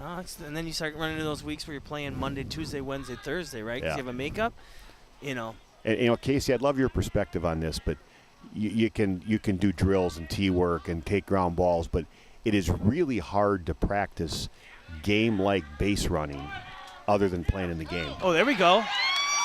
So a delayed steal by Morris, and they're able to give Fenske that first out of the inning as Lundenborg with a strike down to Huseman caught our color guy off guard too because we didn't even see him take off until about halfway. I was in the middle of a great story. Yeah, you were. Nice throw, nice tag, nice play all the way around there. And you don't see a lot of times trying to steal third. Right. With nobody out, but they're trying to make something happen. Yeah, I think he was timing Fenske's delivery. Yeah. But as we see a walk here, so Fenske's trying to kind of get under control here on the mound. But I think he was timing Fenske a little bit. But I was a little shocked. You're down 2-0. There's nobody out. Maybe you try that. You don't want to have your third out at third. I get it, but maybe you try that. With 2 outs. Casey, untraditional, and you certainly wouldn't say anybody they should do it. But there's a piece of me of, hey, we're down 2-0. Fenske's been maybe thrown a little bit out of the strike zone. Can we catch him sleeping? Can we try to steal something? So. Again, non-conventional, not know that a lot of people do it, but, sometimes you have to roll the dice a little bit to try to do it if he doesn't feel his kids maybe are swinging the bat real well today or, you don't always know what's going through a coach's mind when they're thinking through what's best for my team today. And Alex Jacobs comes in as the courtesy runner for Tungus, the catcher. The center fielder is Ben Turcotte, and Fenske's still looking to find his first strike here on the mound as he's thrown 5 balls in a row. Just trying to get a little bit more settled in here, get a little feel for the fastball. Well, Casey's always saying it when there was stealing. It's hard to practice game-like base running in practice. Yep. It's just you need to play and be on the bases and nice curveball. Yeah. Well, and that's the thing too. You need somebody on the mound outside. You need to be on the dirt. You know what I mean? You can't do that in the gym. You can work on it. You can do working on your leads or your breaks and lifts the leg up and righty lefty stuff. But no, I know. I think you can get some of the fundamentals done inside, but it's hard to get another slider in there for a strike. And I think what's so tough though is and it's also the attention span. I don't care if you're the most serious baseball player or if you're doing it for fun, and whether you're a 9th grader or you're a major league player at 33, right? I mean, it's just your attention span when you're inside isn't going to be what it is when you're outside and you're actually getting in-game live, whether it be work at second base or the outfield, whatever it might be. So check swing there that the first base ump said he did not go. Okay, 2-2s are count. So Fenske, though, finding some luck with his slider to keep him in the zone as he faces the number 9 hitter, the center fielder, Ben Turcotte. Pinch runner Jacobs, the courtesy runner Jacobs at first. As we see a throw over. Nice play by Lockemeyer, who now is at first. And coaches, we talked about wanting consistency. They also want to, train the reality. And it's really hard to train the reality when you're in a gym. Right. And it's hard. You want to have practices that can transfer to games, and it's hard to do that when you're in a gym. So that's why those early season practices are so key in getting the games in. Fastball misses out. So just kind of having a hard time kind of settling in on his heater. It hasn't necessarily been too erratic. It's just been mainly low and outside. He's not really overthrowing. It's not high. So 3-2 count. Turcotte's going to call time. That steal now is potentially looming large. Yeah. With what could have been bases loaded. Exactly. Based on what happens here this next pitch. Well, and you get to the top of the lineup with Tanner, Tanner Ho coming up, who put a couple good swings on today. Leadoff hitter could be a drag bunt guy. I mean, yeah, you have a lot more options. So, but this is going to be a big pitch here for Fenske, as he wants to keep Jacobs at first once he gets that lineup rolled back over. Trying to dismay the number 9 hitter, the center fielder Turcotte. There's a slider that just misses the outside corner. Home plate ump didn't want to give him that one, so that'll be the second walk of the inning for Fenske. That was nice discipline, because that was close, but that was clearly outside. But it's certainly a ball that I think a lot of kids might have swung at, right? But he either recognized the spin and realized it was going to be outside, or maybe just got fooled. But either way, it was nice the fact that he didn't go chasing it. Yeah, well, and I think what the smart hitters are going to do too is they're going to say, well, he hasn't been really around the zone. Yeah. I doubt that the ump's going to give him a benefit of the doubt, 2 batters in when he has only thrown 2 or 3 strikes, to 2-3 batters. Tanner Ho is up, the second baseman, leadoff hitter. Hit a hot shot to left center gap that we saw George Anderson glide over and make a diving snag in the, I think it was the 3rd inning. So you got Jacobs on second, Turcotte on first, Ho at the plate, Fenske's fastball in there for a strike. Another ground ball. We got to keep this momentum. Keep them. Maybe give them one, but don't let them get back to. Don't let them get it back to even. Yeah, and obviously Fenske's too is what he's trying to do is get through as few guys here, so that way we can get through that meat of the lineup with nobody on base. Maybe in the 6th inning. Slider just misses. Ooh, just a little inside. He's been around the zone though. These last 2 batters, it's gotten better. After he kind of found his groove after the first hitter, he's just missed, not much. Just want to probably go out and check and make sure we're on the same page with signals, especially with a guy on second base. And sometimes too, I think what's kind of forgotten is depending on the rapport between the home plate ump and the catcher. Sometimes a quick visit like that is just saying, hey, ump just told me you just missed that, just low by an inch or just high, inside by an inch, right? So sometimes just getting that info is huge too, because then it just keeps his temperament down and he has a better idea where that zone is as Ho fouls that one straight back. Comes back with a nice fastball, looks like on the inner half there. So, and I think like we mentioned, I mean, I think, Griffin took some big strides from last year to this year on the pitching side of things, with all the work he did at MASH. I think if I remember correctly, I think he added 3 to 4 miles an hour on his fastball. I mean, I think he went from like an 86, 87 guy to high 80s to 90, 91. So, and like as we talked about too, it's interesting to find out as we see a fastball misses for 2-2 count. It'll be interesting to see what Iowa Central's plans are with him, right? I mean, do they want to use his arm solely as a reliever or a closer, or are they going to look to him to maybe gain some weight and be a catcher? first base, right field. I mean, his bat's too good. I feel like it'd be hard to take his bat out. But, that's the game that the colleges get to play, right? So Jacobs on second, courtesy running for Tungus. Turcotte on first, slider misses, so full count, 1 down. Leadoff hitter, second baseman Tanner Ho at the plate. 2-0 is our score. Clean game. So far, there's only been the 1 error, and that was on the George Anderson drag bunt on the throwing error. So a clean game. Very much so. Yeah, 3 hits for the Sabres, 2 for the Cats. Actually, I think I have the Cats for 3. So I think it's 3 threes are hits. It's very so far cleanly played high school baseball game. I mean, good pitching, good defense. This is a big pitch here to state the obvious. Yeah, absolutely. Ball crushed down the line, and that one is going to stay in the jet stream for a 3-run home run by Tanner Ho. So Tanner Ho put on some good swings early in the game. Had a double stolen from him by George Anderson, and now comes through on a 3-2 fastball, cranks it up left field, gets over the monster for a 3-run homer. That's going to make it a 3-2 game. That's that momentum we've been talking about. They've been able to get the lead, and then they've just haven't been able to close that out yet. But nice piece of hitting. Great piece of hitting. Yeah, I mean, that thing was up there. I mean, he had to get his bat through the zone on a high inside fastball. So, I mean, hit it kind of where the only spot that he could have hit it, but was able to obviously get some power on it, get underneath it, and then use that wind as well. Yeah, a great swing, right? Great at bat, working the count full. Great at bat. Looks like the umpire was giving him a new baseball there. Yeah. I don't know. That was a little odd. No, nice piece of hitting. I mean, nice. With 2 strikes, he's stayed aggressive and jumped on an inside fastball and put Shakopee up 3-2. 1 swing of the bat. Yep. Well, and the unfortunate thing is they had those 2 runners on base through the walks. Yeah. Right.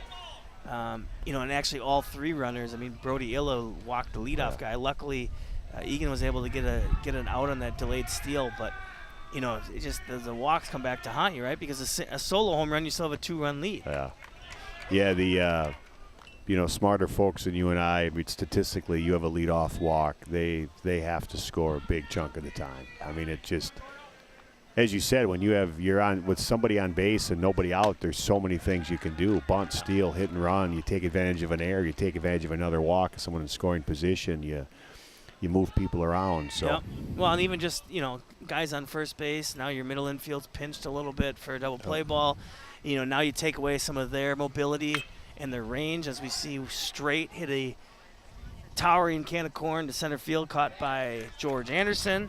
And now we're going to see the third baseman, Ryan Vosper, will step up to the plate, the number 3 hitter.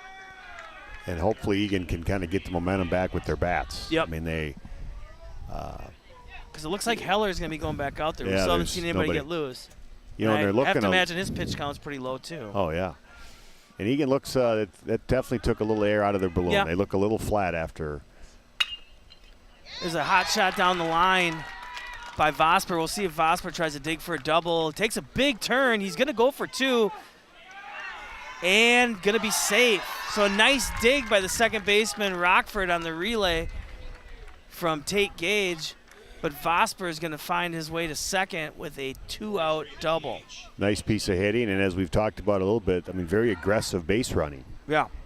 Nice he took pickup. a huge turn. Yeah, nice pickup by David there. Yep. That was kind of on the outfield side of the bag, and he went and got it. And a nice slide by Vosper to kind of recognize that and slide to the infield side of the bag. So the heads DH up base is up. running.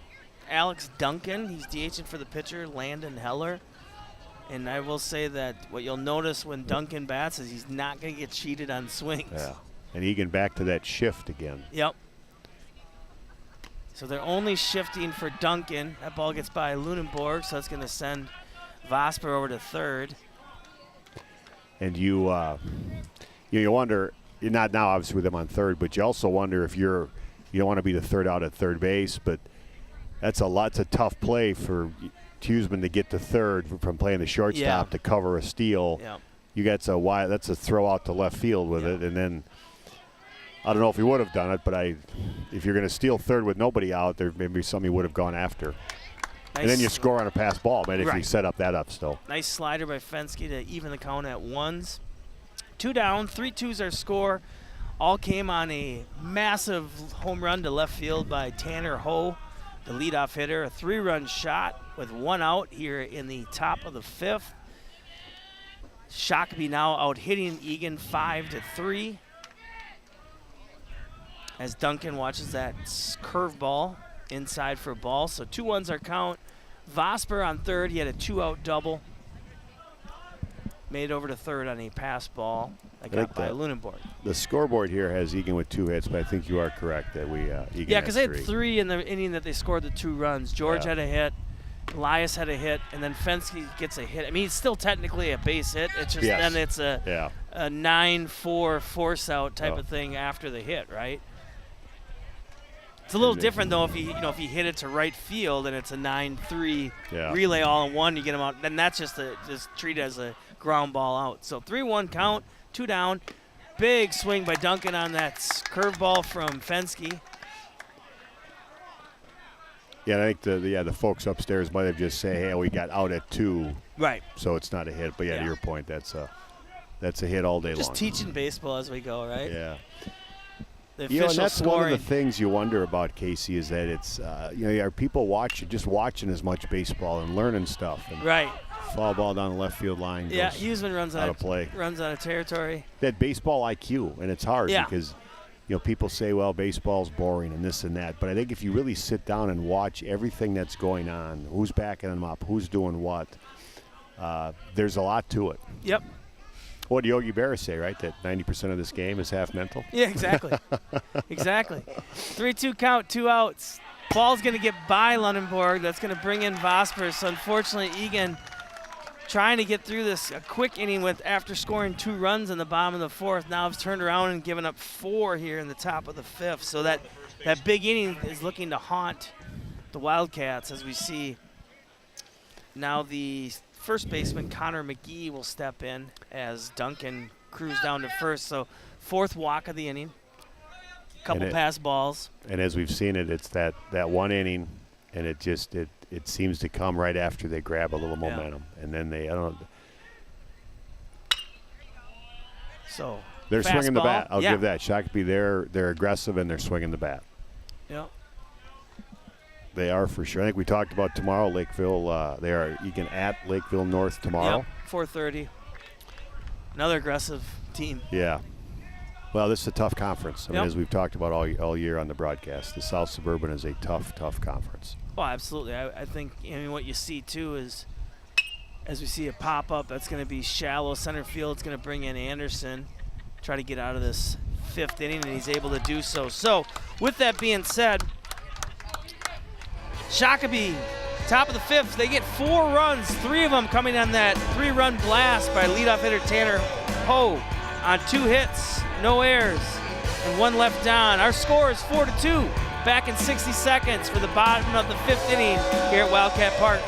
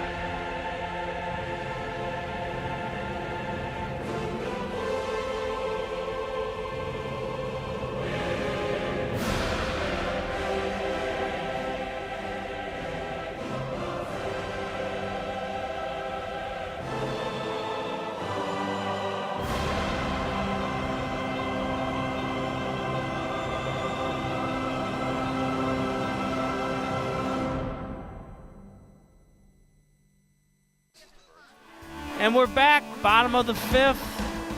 Shakopee Sabers traveling to Eagan, play at Wildcat Park. Shakopee on the year is 4-5 in the conference. I believe Eagan was 3-8. 3-8 in the conference. So I mean, this is a big game conference-wise for the jockeying of positioning. Especially with, as you mentioned, Shakopee having a doubleheader tomorrow. Yep.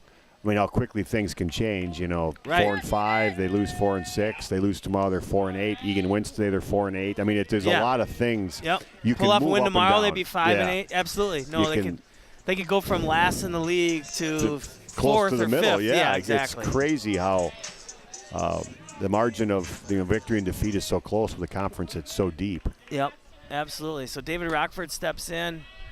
Still have the JV ace in the first varsity outing of Landon Heller's career, still on the mound, throwing well. Had a wonderful game. Yeah, so had struck out the side. I believe it was last inning. Yeah. So I think we have him for 4 or 5 strikeouts. He's given up 3 hits, 2 runs. I think only 1 walk. So he's definitely done his job. I'd like to see Eagan take advantage of some of these hitter counts more than they have, and not get cheated on that 2-0, 3-1 swing. And totally.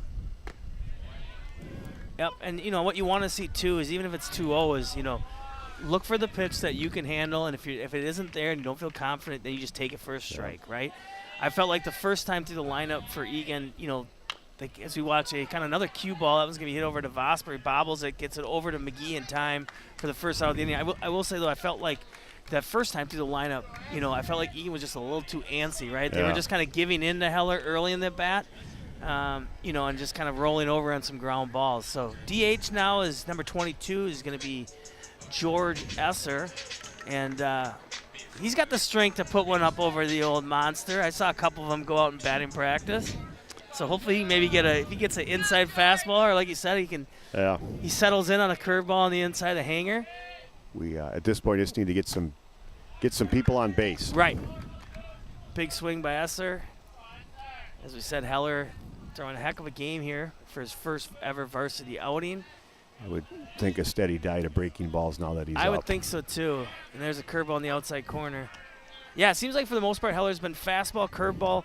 I haven't really seen a changeup. I do feel like, though, he might throw a little bit of a two-seamer, because I've seen some movement on his fastballs between 2 different kind of fastballs. It seems like he's been throwing.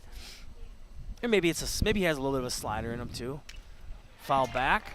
That one looked like he was throwing something a little more off speed.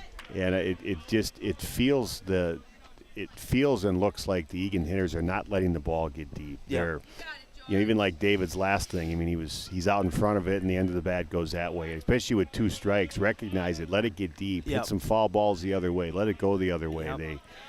You can react a little bit late, but if you're early and you're swinging before the ball's in, that's why we're seeing some trouble. of those little ground balls, curveball in there for a strike in the inside corner. No, I think that's why we kind of see, like we said, some of those kind of pool balls, those cue ball shots with a bunch of spin, as they're getting out in front, not letting the ball travel, and then once their bat's already out, they're already committed, and they're not getting it squared up, right? And you hear that from coaches all the time, like, let the ball travel, let the ball get deep, see it in, and it's just that. For a right-handed hitter, right, a home run over the left field fence is great, but so's that double to right center, and you're letting the ball get into you a little deeper. Yep, and you get a rally, potentially get a rally started too. Right fielder, the sophomore, Matt Cunningham, steps in to face Heller. 2 down, curveball in there for a strike. So, he's definitely opening up the repertoire here. Heller is, as the game's gone on. He was kind of starting off heavy dose of first pitch fastball. Now the last few innings has gone to the off speed to start off the at-bat. Obviously getting confidence as that is going on. Another curveball in there for a strike. And he's getting ahead of the hitters, that is for sure. And then once it's a pitcher's count, you're just playing defense up there. I mean, and that's pretty hard. Now we'll see what he does here with 2 curveballs he was able to get by him. Does he do another one, or does he now mix something here? Fastball high or fastball out? I think so. I think he kind of tried to change the eyesight a little bit, and then come maybe back with a curveball again on pitch, 4th pitch. Because he looks like the first 2 were both that breaking ball. Yep. Fastball high. So we'll see here. We'll see how right we are. I would think we'd come back with the same curveball we saw in 1 and 2. I think so too, yeah. Curveball outside corner, right. And again, how do you let that ball get to you and hit that ball the other way? Right. Well, I'm just fouling away what you don't want. Yeah. There it is. Strike 3. So 2nd strikeout of the inning. 5 strikeouts in the last 2 innings. I think we have him for 6 or 7 strikeouts on the day. So Eagan in the bottom of the 5th, no runs on no hits, no errors, nobody left on. We'll be back in 60 seconds We have a 4-2 ball game for the top of the 6th here at Wildcat Park.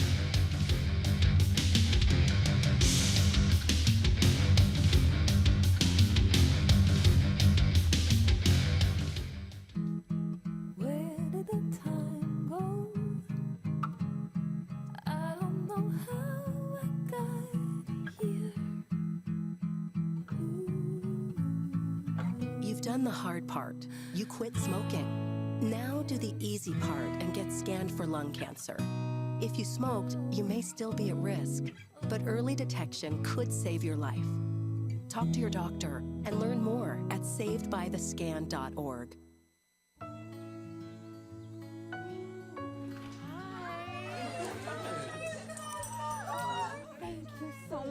Fostering a pet for a friend or neighbor can keep families together. Learn more at petsandpeopletogether.org. Alrighty, we're back. Casey Lux, joined by Adam Hughesman.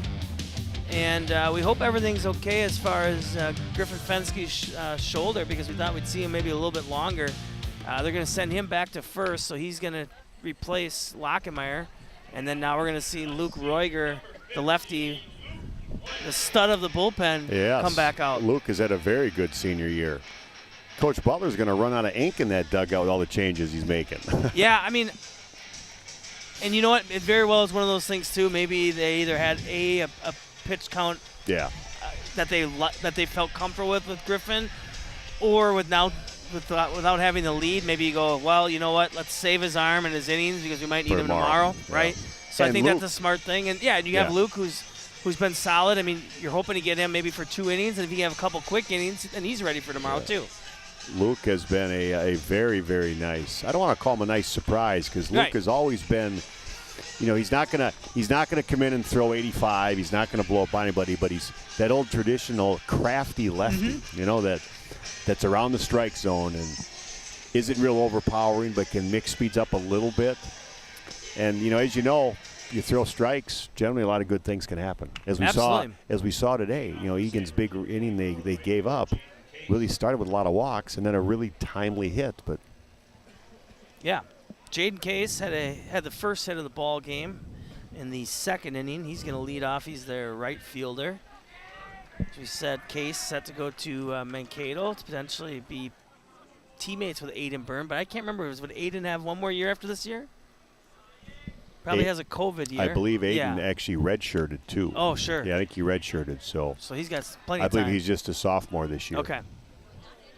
And he started off as the third baseman. Now he's back to his shortstop position. Yeah, the kid they had at short is a kid from my neck of the woods a little bit out west. Nice curveball. Ultramat, and he was a kid that was a stud. I don't think they knew what they had in him, let's just say, because I think it took 1 or 2 practices and they realized that he was going to be a true freshman shortstop for Mankato, and then he ended up getting drafted as a pitcher in the 8th round by the White Sox last year. So, curveball misses in to Case. Roiger on the mound. Looks like 1-2's our count, 2-1's our count. 2-1 the count, yeah. But yeah, no, I think what's impressed me with Roiger is, like you said, he doesn't overpower, but the spot hitting of his fastball, as we see a shot hit to right, Cunningham's got a beat on it, makes the play, so quick up and down for Roiger. But it's been his off speed, really. It's been his curveball and his changeup, I think, is the 2 pitches that I've been the most impressed with. His confidence in throwing it, in tight situations with guys on base. Not afraid to, if he has to spike one, that his catcher is going to keep it in front as well. Jack Morris is up, the left fielder. In case he's still nobody in the Shakopee bullpen, so it looks like they're going to let Landon finish it off if he can. Yeah. At least keep going. And why wouldn't you, really? Right. I mean, scattering 2 hits through 5 innings. Well, all 3 hits were in the 4th. So, I mean, obviously he cruised through the 1st, 2nd, and 3rd, and then now cruised through the last. So 6-7 strikeouts. Yep. Hughesman over to Fenske. Nice dig by Griffin. So another quick. So 6 pitches in. Roiger's got 2 outs. And we're going to see now the catcher, Charlie Tungus. Another lefty. So they looks like Shakopee's about half. I've been told that J.J. Fredericks is the best bat boy in the conference. I have heard that. Right? Heard that from multiple sources. Yeah. JJ was a nice guy. He went over pronunciations with me, so got all those figured out. And hustling in and out of the dugout. I know how that is. I was an all-conference bat boy from about the age of 5 to 11 in New Ulm for my dad. So I have no doubt. They probably still have records. Are you in the Hall of Fame? Not in the bat boy Hall of Fame, but I'm in the high school Hall of Fame. Well, the high school Hall of Fame, soon to be the ETV broadcaster, probably Hall of Fame. Jeez, what can we do here? The guy can do it all. What can we do here? We also always want to thank the wonderful crew in the truck, the men and women manning and handling the cameras. Eagan TV, they do so much for Eagan and athletics, high school, and just area athletics for that matter. As we see that ball shot to center, and Anderson's able to make the grab to retire Tungus. So quick one for Roiger. So that obviously gets the Eagan faithful happy. No runs on no hits, no errors. Nobody left on. It's a 4-2 game. Back in 60 seconds for the bottom of the 6th.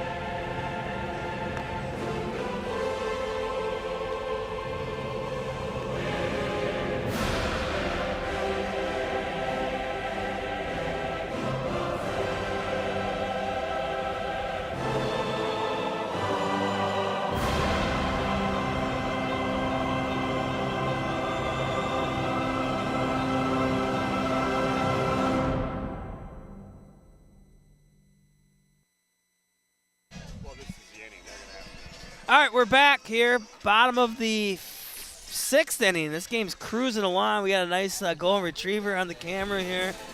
Get that dog some water. Let him chase some home run balls maybe. On a beautiful spring afternoon. Absolutely. So, the recap is there isn't a whole lot of a recap other than Landon Heller with an excellent outing on the mound. Scattered 3 hits. All 3 hits were in the 4th inning with those 2 runs. We believe he's up around 6 to 7 strikeouts, 2 walks. So an excellent first varsity outing. A big 3-run homer by Tanner Ho in the 5th with 1 out. And then Vosper with a 2-out double came around on a couple pass balls to make it 4-2. So Shakopee obviously did a nice job of answering the call after Eagan scored those 2 in the bottom of the 4th. And Eagan's going to need to do the same. And you wonder if the Coach Butler talked to the kids a little bit about that little slider he starts at the plate and goes out, and I think a lot of those would probably not be called strikes that we've been chasing. Yep. And we'll see if he maybe said, stay off that curveball, stay off that little off or that little breaking ball. Yep. So number 9 hitter is Tate Gage, the left fielder, and obviously they'd love to get his speed on the base pass. He's got 4 stolen bases on the season. That ball misses for a ball, so we'll see if he can get that first, get that leadoff hitter on and potentially on the 4-pitch walk here. That one looked close, Casey. That one was close. That one was right there. Fastball over the middle for a strike. Took something off that one. And here's that hitter's count we talked about, 3-1. How do you stay aggressive and take good swings and get something that you can drive that you hard can handle, right? Absolutely. Yep. So I think that's that 2-seamer that he throws that's got a little bit of movement on the outside. So 3-2 count, but at the same time, like you said, right? You don't mind, at times, you don't mind a hitter taking a pitch like that because otherwise, if he's just going to ground it over to first, then what are you doing with it, right? Yeah. Now you obviously have to battle and stay in the zone. But as you're at that 2-0, 3-1, if you see a pitch on the corner that you can't do something with, it's a called strike, but who cares? You have another day, but that's why you don't want to just have a swing on it and hit something, routine ground ball. 2-hopper to Vosper. Vosper's relay is going to be in the dirt. It's going to get past McGee. It's going to send Gage to second. So a leadoff throwing error, and it's a double. So similar to what George Anderson did in the 4th, we see happening now here in the 6th. So 2-hopper hit to Vosper I think the throw would have beat him, but just a tough one hop that McGee wasn't able to kind of either not only keep in front, but to dig out for a hit. Here's a replay for you. And this is what Eagan. So nice play, and that would have been a tough play. It was kind of almost short hopped and didn't get a whole lot, and it kind of came up on him. Yeah. It didn't really stay down either. So. Yeah. The tough part, it's always tough, I think, and I never was a first baseman. I mean, I played a game or two over there, but, I never was a first baseman. But I think what's always tough for first basemen is that quick reaction of, okay, do I want to give up on the amazing dig to get the out, but is it smarter as we watch George Anderson bunt one down first base line? The throw will be in time, so nice play there by the catcher, Tungus, to McGee, but Anderson does his job and sends over Gage to third on that sacrifice bunt. What I was getting at is that split-second decision, right, of do I jump off the base and just block it to keep him from going to second? And, that's a prime situation where, you're probably not going to make the Doug McCavich type of, swinging glove work, but you maybe keep Gage at first, right? They kind of that age-old adage of kind of ball first, right? Right. Ball and base. So how do you keep a single as opposed to maybe doing it? And Casey, you talk about first base, and especially at the high school level, people talk about, well, he plays right and first, and that's where they just put kids. And I think people realize that is not the case when you get over to first base. You have a first baseman that can be tall and move and get balls and dig things out. Runs it could save runs and 2-3 outs a game. Exactly. No, absolutely. So, and if George gets that bunt out just a few feet farther, the catcher probably is not going to make that play. Exactly. Tungus did a nice job of hopping off. Yeah, great play by the catcher. Yep. Yeah, great play. And, and again, that's another couple feet that much farther for the catcher to have to get out there. Then he has to rush it. So, nice play, though. Nice play by the catcher. And here's where Eagan has to score. Yeah, Elias New up at the plate. Take Gage at third. There's a hot shot, but to second, a nice play by Ho as he gets up and gets down for the second out of the inning. New put a good swing on it, but just didn't really fully barrel it, and it just kind of held up. There wasn't really wind held up. It just he dipped down and just enough. It looked like I thought for a second there was just going to get over the glove of Ho. So Ho's having himself a day with the 3-run homer and potentially a run-saving catch right there. And now you're going to bring up the senior Fensky, who did have infield was normal depth. If they were in to try to get the run at home, that probably is over his head. Right. Playing normal depth and they get an out. And now it goes from a leadoff double now to 2 outs. So exactly. And for the most part, Heller's done a nice job of keeping the ball clean. So I mean, you haven't had to see Tungus dropped his knee too many times to try to block. And that one misses. So 2-0. But Fensky did have the RBI single and then was thrown out at second, trying to stretch it into a double. And that was off the base of the left field monster. So got the right hitter up at the right time. But at the same time, I think what you're noticing is they're obviously not going to try to bring anything middle in, right? Yeah. And at this point, he's really the only one, at least today so far, that's really done anything. And I'm sure they're saying, we'll make him chase our pitches outside, up, down, low. And put 2 guys on what feasibly could be, and that where Eagan needs a hit. There's a hot shot can be hit over to Straight. Straight comes up with it, relay in time to McGee, and unfortunately for Eagan, what looked like at least the worst a run in the 6th is scratched off the board. So no runs on no hits. There was that 1 error and then the 1 left on. So after 6, it's a 4-2 ball game. We'll be back in 60 seconds here for Shakopee and Eagan, top of the 7th.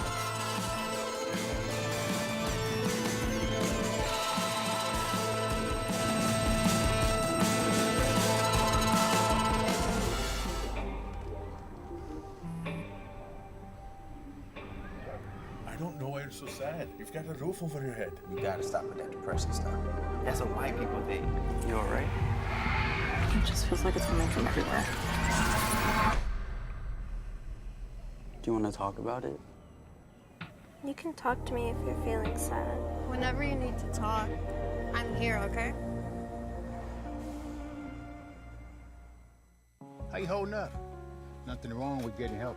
If I promise to look into it, will you drop it and help me build this fence? Now you need my help. If you or a veteran you know needs support, don't wait.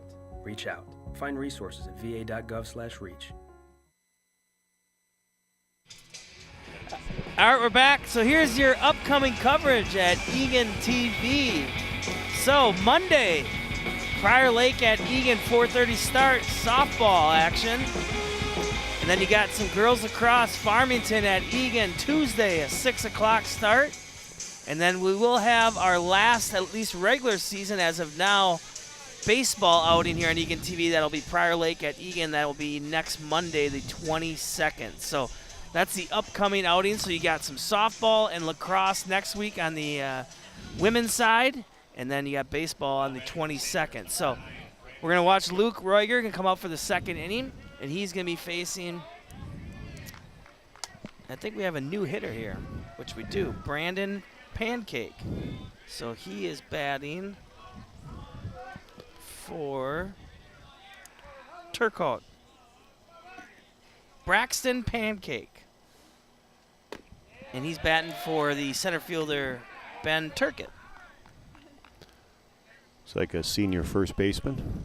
Yeah. When he's been, and then, still nobody in the Shakopee bullpen, so it looks like, as we've said, this will be Landon's chance to get his first varsity complete game victory coming out into the 7th. Yeah, and the one thing that, I guess I think somewhere, like a clicker, like it would be, as far as us doing this, it would be kind of nice to know, when the starters are going late in the game, to get an idea of, how close they're getting up to that pitch count, right? Yeah. It's 105. What we noticed last Wednesday in that game with Lakeville, their starter threw a heck of a game, went into the 7th. He was at like 103, I think, when he was facing whoever it was for us. So he was able to get through that outing, and then they had to bring in the left fielder for the last out. We won't rehash that game as we see a strike 3 from Roiger, and as the boys snap it around. So that's going to roll the lineup back to the leadoff hitter, and this is Tanner Ho, who hit the big 3-run home run in the 5th inning to give Shakopee the lead. As we've talked about Luke, he has been incredibly efficient this year. I mean, just around the plate and making guys swing at his pitches, and Luke's done a very, very nice job. Absolutely.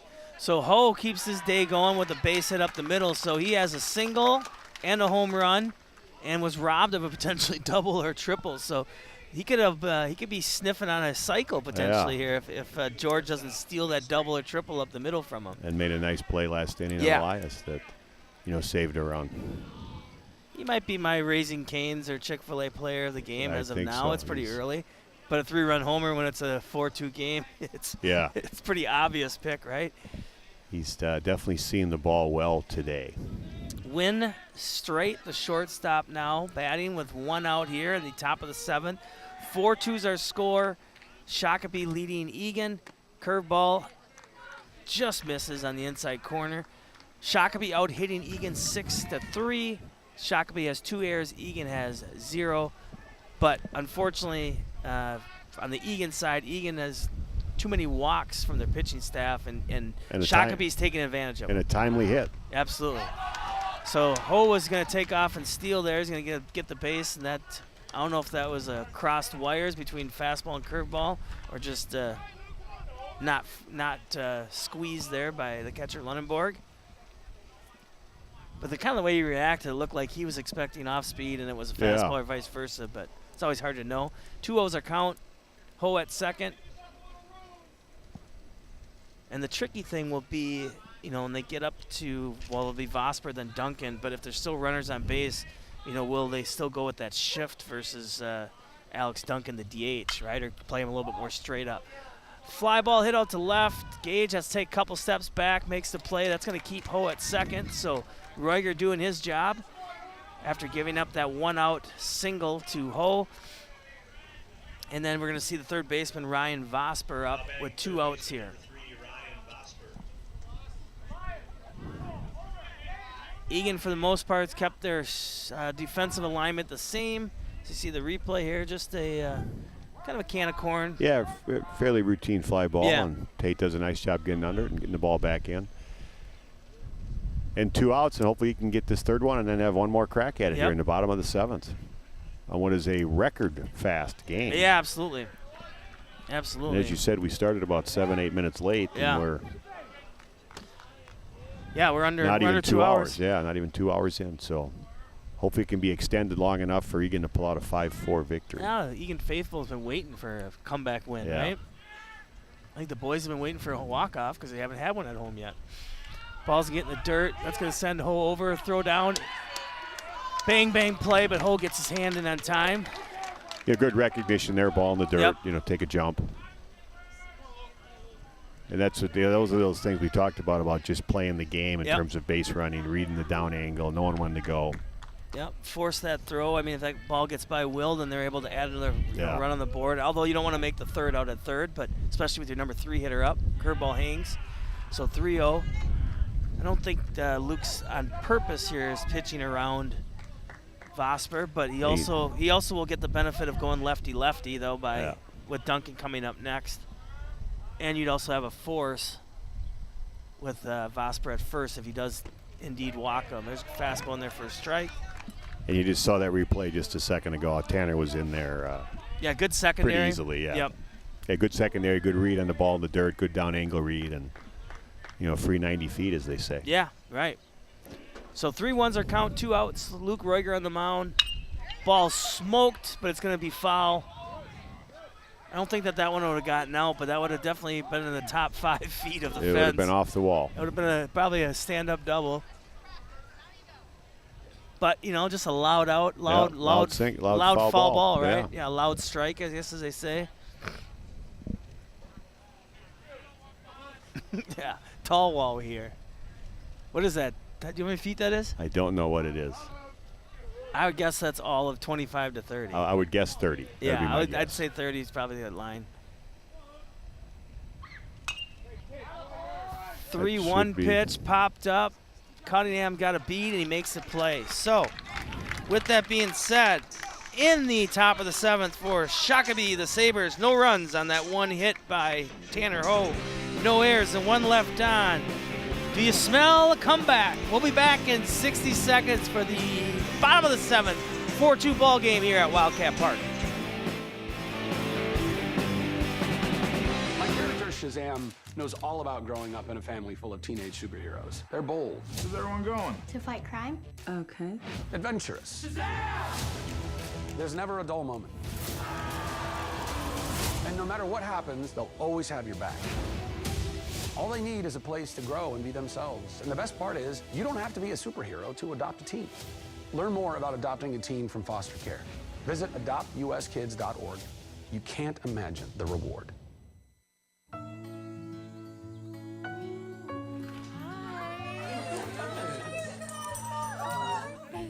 So much. Fostering a pet for a friend or neighbor can keep families together. Learn more at petsandpeopletogether.org.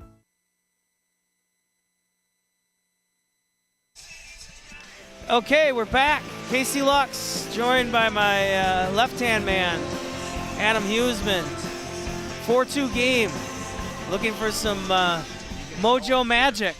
Oh, get that mic down a little bit there, big guy.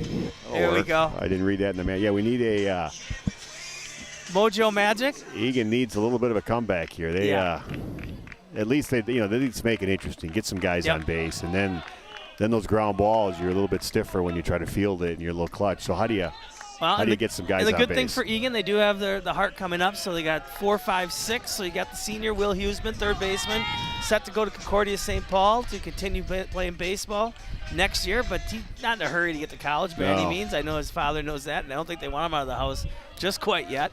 So they would like to see a rally here started by the third baseman. First pitch, out, misses. But, they did have the recipe for that rally inning last inning. Yeah. So, maybe instead of, feeling down about it, you just say, hey, we had a chance to do it last inning. Let's do it this inning. And I would think they'd be probably taking a strike. Yep. More than likely, another ball misses. So Heller's been around the plate the whole day, but I wouldn't necessarily say getting squeezed, but just missing outside. Just a little bit outside. Yep, and the zone's been fair all day. There's a strike in there for the first one. 2-1s are count. And I would think they'd all be taking a strike. So you think, again, Will, hitter count, how do you find a way to put a good swing on a ball that you can do something with? Ball low, 3-1. So really there hasn't been any changes for the Shakopee defensive alignment. I'm not 100% sure if Turcotte re-entered to go play center, or if they did leave Braxton Pancake now in center, but that's about the only change that they've made. So 3-1 pitch to Huseman, ripped on, big hop, gets through the legs of McGee. Big hop at the end, scoots past through the legs of McGee. Huseman at first. Good swing, good contact. I mean, kind of took a little weird hop there, but Eagan needed that, right? They needed to get the leadoff guy on. Now, what can we do? So good swing, and it just took that. But again, when you hit the ball hard, good things will happen. Yep. Good things will happen. Yep, absolutely. Well, in the mix of 6-7 Ks, I mean, Shakopee hasn't been tasked a whole lot of making even the routine plays. I mean, other than a few plays that Vospers had to come in and make, for the most part. Tanner Ho had that nice catch last inning. He hasn't had a ground ball yet, right? So we do have some activity now in the Shakopee bullpen. I can't see the number from here, Casey. We'll try to get that to you. So freshman catcher, number 14, Brandon Lunenborg. Perfect. Nice help from the truck. So they got Jack Morris warming up. So I'm thinking they probably slid. They must have brought in an outfielder to left for Morris, and then that way Morris can get loose. I'm wondering if Morris is maybe their closer. Yeah, I would think so. Pitcher going to Clemson, right? Clemson. But Lunenborg doing his job, as now it's 3-0, trying to be the tying run to get the tying run on second with nobody out. Huseman at first. I would think they would bring in Morris. Yeah. If they get first and second and nobody out. I would think so too. Looks like they gave a hit to Will. Ball never touched the glove of McGee. 4-pitch walk. So I wouldn't necessarily say that Heller's running out of steam. He was able to coax a ground ball in that first bat to Huseman. We're seeing here if we're just getting a team timeout, maybe give some more time to Morris. It appears to be what it is because nobody's coming out from the Shakopee bullpen unless they're just going to kind of take their time. Oh, here we go. Coach Schlepper's going to come out now. We're going to get a little action here for Eagan. You're going to see. Yeah, not surprising here at all that they would bring in, Jack Morris. But what a game for Landon Heller. I mean, I don't know what year he is, but what a varsity start for this young man. Yep. So hats off to him. What a great outing. Yeah, absolutely. And the fans are showing the appreciation as they should have. As they should be. That's a impressive first varsity appearance for that young man. So we got let's see here. Yep. Tom Schlepper, longtime Shakopee coach. Looks like we got a little bit of movement here. We got Alex Jacobs. Looks like he's going to go on now to left. And then Morris is going to replace Heller on the mound.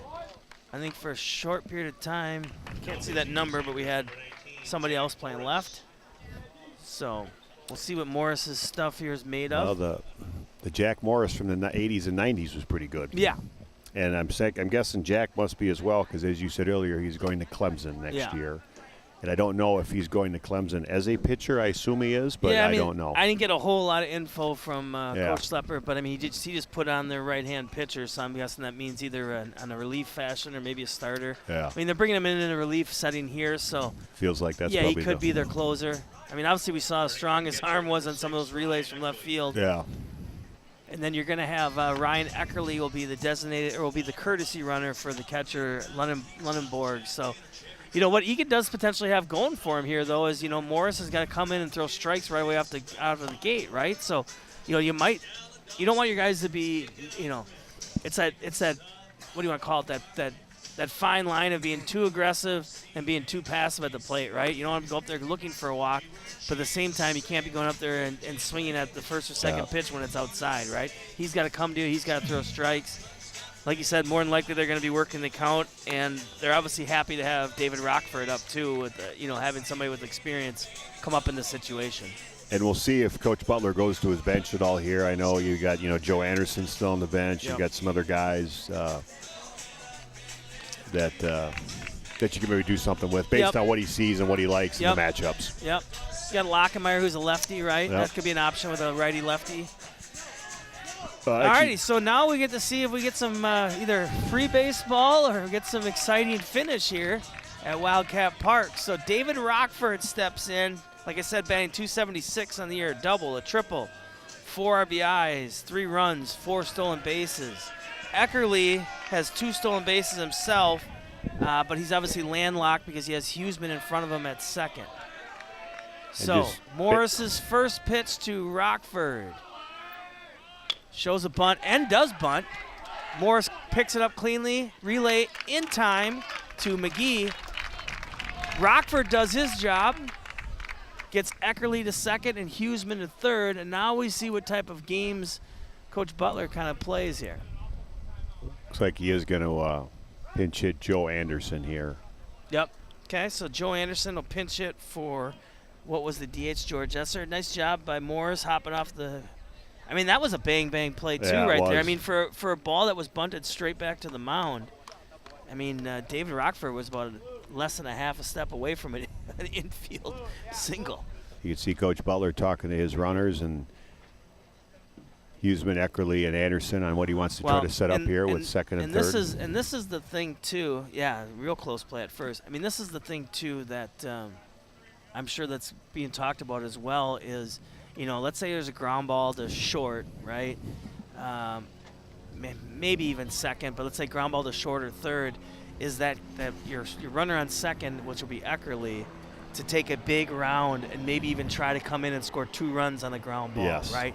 I know that they wanted to do that. I think it was either senior night or there was a different game where it was set up for them to do it, and whoever was on second just kind of didn't necessarily lollygag, right? But they didn't turn the corner and look, and it was all set up for them. It wasn't that aggressive base running we talked about. Like, I mean, you want to get an extra 90 when you can. And on that particular play, remember, the ball was out to the outfield line. Yes. With a lefty first baseman that went down, turned, and it would have scored him. He would have scored because the lefty's going to have to turn all the way around to throw it home, right.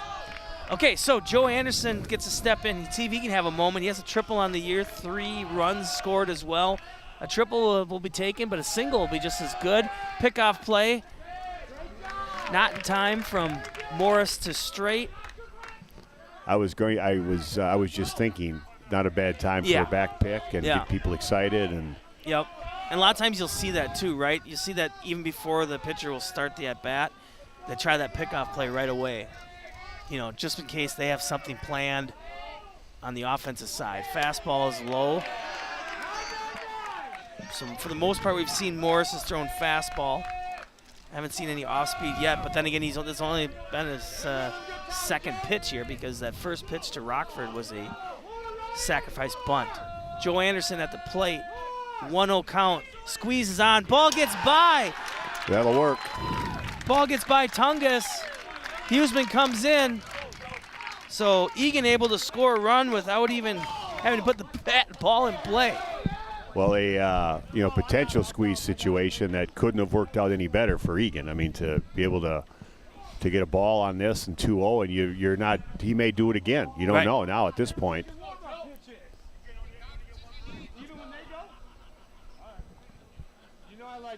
Okay, so we're just trying to get some things figured out here. So now you're Shakopee. What do you do? 2-0 count. You probably don't want to throw one high or outside and not have them score if they squeeze again. Do you want to walk them? I mean, there's, Eagan has some options here now. Yep. Well, and then as you can see, Shakopee has to play up with their infield, right, to cut off the run. Which now a ball easier to get through, right? Easier on that ground ball that can get through, or that little looper. Yeah, even just that check swing, right? So he's going to show the bunt. So just a complete take there. Which will be, it wouldn't surprise me maybe if he didn't even take the next couple. Yeah, exactly. Unless they want to maybe try to squeeze on 3-1 or something. But yeah, they're certainly going to take. I think with Morris not commanding the strike zone, they're going to take a couple here. Yeah. So 3-1 count, 1 out. 4 threes are scored. Huseman reached first on a single between the wickets of McGee at first. Cruised over to second on a walk. David Rockford bunted over those runners. Curveball misses out. Anderson does his job. Reaches on a walk. Rockford moved Eckerly and Huseman over, and then Huseman came in to score on a pass ball, which looked like at the time was a squeeze. I mean, very well could have just been to show and maybe try to speed up Morris, which did happen. So now you get to watch the chess game, right? Because as you see, catcher Charlie Tungus barking out some signals. Shakopee's going to play corners up and their middle back for a double play to try to end the game here. 1 out here, 4-3 score.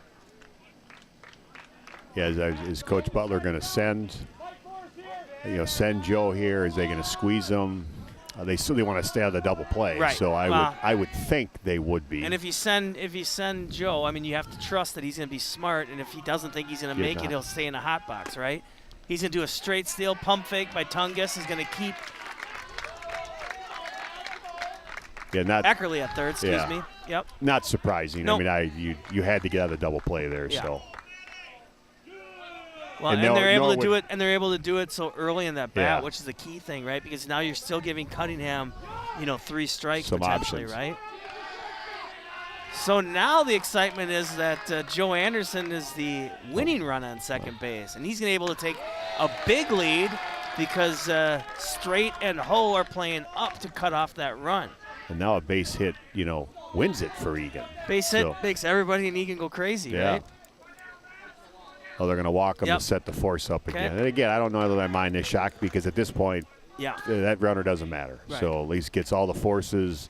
They can get outs anywhere now. Force at home. So they walk Cunningham. That's going to bring up Tate Gage, left fielder. So they're going to try to put the pressure on Gage here. See if Gage can be the hero. Yeah. Casey, what do? Do you squeeze here? Do you wait for a strike? Interesting to see what he does now here. I like the squeeze play because he very well can get that run in to tie, but then the squeeze play where you just get worried is, it has to be the right guy. You just get worried. What you worry about is that bunt that gets popped up. Or the bunt that misses, and then all of a sudden now they get that guy out at third. Catch and tag there. Yeah. I feel like with 1 out and bases loaded, if you trust your hitter, you just need him to hit something to the outfield, right? Fastball in there for a strike. 1-1 count. We'll see if something is on here now, right?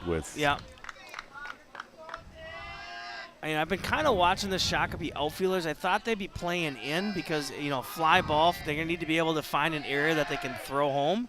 They are deep. They are very deep. Left and fielder. center is very deep. Right's played in a little bit, but I'm kind of surprised as to how deep they have their left fielder, Jacobs. Towards the wall. The base hit between short and third, they're not going to throw them out at home. Well, that's just there. it. And I just feel like you want to set yourself up for a ball that you can throw home. Gets the bunt down. They try the. Oh, wow. So maybe some miscommunication. A perfect bunt by Gage. Nice bunt, yes. I don't know if it was a safety squeeze, but in doing so, Eckerly never really took off. And Morris, if he fields it cleanly, was able to get that force out at home to Tungus. And now we have George Anderson, the best bunter on the team. I might say something as crazy as the best bunter in the conference. Right. So if even though he's a lefty, which again, a little non-traditional, maybe squeezing with a lefty up, but if there's anybody going to get a bunt down, that was just a George. wild play because I don't know. I was shocked that Eckerly wasn't beating down the third baseline, and if Morris just fields that thing cleanly, he's able just to kind of flip it home, and then it's bases loaded, 2 outs. Another bunt. This one's hit right back to Morris. Morris able to scoop it. It was definitely a safety squeeze the last time because you're right. So it was a very late break. Make sure the ball gets down. But, George unfortunately bunted that one right. Did right really the only spot that he couldn't have bunted there that day. So. And he bunted it. And not only did he bunt it back to the pitcher, it was bunted hard. Yeah, back a little to too the pitcher. hard. Yep. He's had that day of it's been not hard enough, too hard. He's kind of had a few of those laid down. So. Yeah, if he could just got that just a little bit down the line, I know he'd like to have that back. So a chance for Elias New to be the hero here. Yeah. But Eagan obviously feeling good about themselves with tying this thing up here in the bottom of the 7th. Getting the bats alive a little bit here with an infield single and some walks and getting it on in the air. At minimum, we have bonus baseball. Exactly. Minimum. First one went a little ball outside. Just misses out, on a curveball. Definitely a theme of Shakopee is a lot of their breaking balls are starting at the plate and curving, away from a righty, into a lefty. Yep. 1-0 count. Elias New at the plate, looking for a big hit here. Walk off the Sabers. Maybe they call school off tomorrow? No, probably not. Probably not. Okay. But this would be a nice boost for the boys. Absolutely. They need take them all the way to the game tomorrow against Lakeville North, which we'll see about tomorrow. I know that the rain's looking like Thursday through Sunday, but I think it's kind of on the lighter side tomorrow. Elias calls time. 1-1 count, 2 outs, 4-4 score. Shakopee still out hitting Eagan 6-5, I have. But Shakopee does have the 2 errors on the day. Fastball up for a strike. Tough pitch. Yeah. It was in the zone. Just it's a tough pitch to handle. I mean, that's the pitch that Ho hit out. I mean, that was that high and in fastball. And you got to put the ball in play here somewhere, right? Just put it in play Absolutely. anywhere. Make them make a play. Make them make a throw. Yep, everybody be hustling on the bases, breaking up any type of force outs. Long pause by Morris. 1-2 pitch, strikes out News. So Morris comes in, does give up those 2 runs. I think both of them are going to be tested to Heller, with Heller's day be done. But with that being said, we have extra and free baseball. Eagan, 2 runs on 2 hits. No errors, 3 left on.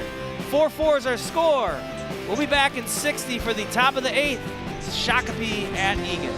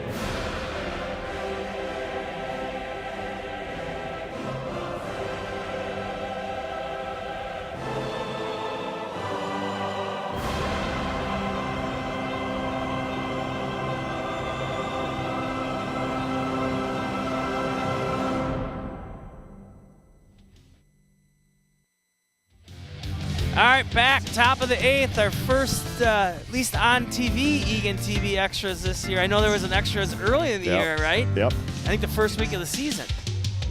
And that was won by Eagan. Yep, a nice comeback for Eagan. They, I think we were just talking, Casey, only, 4 guys left on base all day, and 3 of them were in that inning. Yeah. And, just those little things that you do to win and lose games. And, we talked about off air, George Anderson's bunt that, George is going to get that down a line literally 99 times out of 100. Just those little things this year that Eagan hasn't been able to capitalize. But, they clawed back, and now we got 4-4 in the 8th and 1-2-3, and let's go win it in the bottom. Yep. So for Shakopee Sabers, they're going to have the DH, Alex Duncan up, and it's going to go Duncan, then McGee, and Case. So they're 4, 5, 6 hitters. Lefty-lefty matchup between Roiger and Duncan. And we do have Ryder Leitenberg at least throwing some tosses here in the Eagan bullpen. And we do also have some action in the Shakopee bullpen as well. And I can't see the number. We'll get that. Fastball misses up, so 2-0. And obviously the key is trying to get this leadoff hitter out, right? Yeah, to state the obvious, you don't want to walk the leadoff guy. So there's Ryder Leitenberg you see warming up in the Eagan bullpen. Yep. Another lefty. And Eagan. Big swing. Hit towards the gap, but Gage is over there. They had him shaded. Nice job for Luke to come back on a 2-0 and throw a strike and make him do something. So yeah, absolutely. No, and you don't give in to where Duncan's power zone is, right? Yeah. And that's obviously looks to be the middle third of the plate, right? Middle in. Went curveball high and out, coaxed that fly ball to Gage. So now we're gonna have the first baseman. Connor McGee. Changeup misses up. But yeah, with about 50% of their lineup being lefties, it's a good day to dust off Roiger and Leitenberg. 4-4 is our score. Top of the 8th. Ball smacked to center. About 6 steps back goes George Anderson. So 4 pitches. 2 fly balls for Roiger. Which is exactly what Eagan need to get back in swinging the bats here and keep the momentum. Jaden Case now steps in. And it looks like I will give credit to sort of the Eagan coaching staff maybe here, but it looks like they've got the outfielders in spots that they're making the kids able to make the plays. As you said, a ball that was hit pretty well that George didn't have to move very much on. So that's that kind of stuff you don't always see in a scorebook or even on TV of kind of placement of guys and then what happens and put your kids in the best spot to make a play. Yep. No, absolutely. I mean, any way that you can, save an out, save some pitches, save some pitches on the pitcher's arm. I mean, all those little things add up throughout the game and throughout the season for that matter. So 1-1's our count to Case. Roiger on the mound, Leitenberg loosening up. And, Luke has taken advantage of every opportunity this year he's had a chance to pitch. He's really throwing well and either kept Eagan in a game or, closed it out if need be. But absolutely. Throwing strikes, that's key. So 2-1 count here, 2 outs. Top of the Case 8th. with a hit so far today. Had the first hit of the game for Shakopee. Fastball misses up, 3-1. On deck will be now pitching Jack Morris, who was started in today's day in left field. Jack Morris. Yeah, not Jake, Jack Morris. Yeah, it'd be nice to know if there is any connection there. Obviously, Morris is a pretty common last name, so maybe there doesn't need to be. But yeah, and I haven't mentioned yet, but no, we did. We talked about Terry Ryan, so it was nice to see him come check out Eagan baseball on a nice day. He said that being retired now, he's able to do a lot of things that he didn't do previously, whether it's family related, grandkids and so forth. But probably allows him time just to go watch some high school baseball and not be watching it with the scout side all times. I was gonna say you can just come and be a fan, right? Not have to be taking notes or doing any kind of scouting, and it's fun just to sit back and take a game in without always having to. So 3-2 count. Yep, 2 outs. Roiger to Case here in the top of the 8th, and there's a second base hit of the day for Case. Both of them have gone out to right. A nice piece of hitting. Yeah. There. A good at bat. Yeah. They just under that, control, right? Yeah. Didn't try to do too much with that. And they have that. They have that number is you can go 0 for 4, but if you have 4, 8, 9, 10 pitch at bats, I mean those are good at bats. Right. I mean it's easy to go for. It's easy to say, oh, the guy went 4 for 4 and had a bunch of big hits, but that's why this game can be so hard. You can go 4 for 4 with not barreling up a ball and just blooping them in, and go 0 for 4 and just hit rockets everywhere. And it's a tough and humbling game. So pitching coach Luke DeGramont goes out to speak with Roiger as Leitenberg continues to get loose, but probably more so just of a game plan visit of how they want to maybe the sequence of pitches to Morris. Yeah. Morris hitting in the 7th spot, be followed up by the catcher Charlie Tungus. Yep, there's Ryder Leitenberg. You see Ryder Leitenberg still warming up, and I would think that he would. Coach Cullers out there with him. Yeah, he's getting loose, getting ready. So now, what do we got going on here? That got a conference with the umpires now, looking to talk to both of the. Yeah, so something with the scorebook / substitutions, I think, is what we're probably trying to figure out here. I don't know. You can see the coaches and the umpires talking about maybe what's. Yeah. There's runners or hitters. I'm not sure what they would be talking about at this point with 2 outs and the. Yeah, I don't know what Shakopee would have noticed this late, because really the only really movement for Eagan on defense was, they took out Fensky to bring in King for one batter. Fensky gets loose, then they bring in Lockemeyer to play first and re-enter Fensky back in. And then, Roiger came in relief of Fensky, so I don't know. I'm guessing maybe just something was missed, or because otherwise the defense alignment's the same.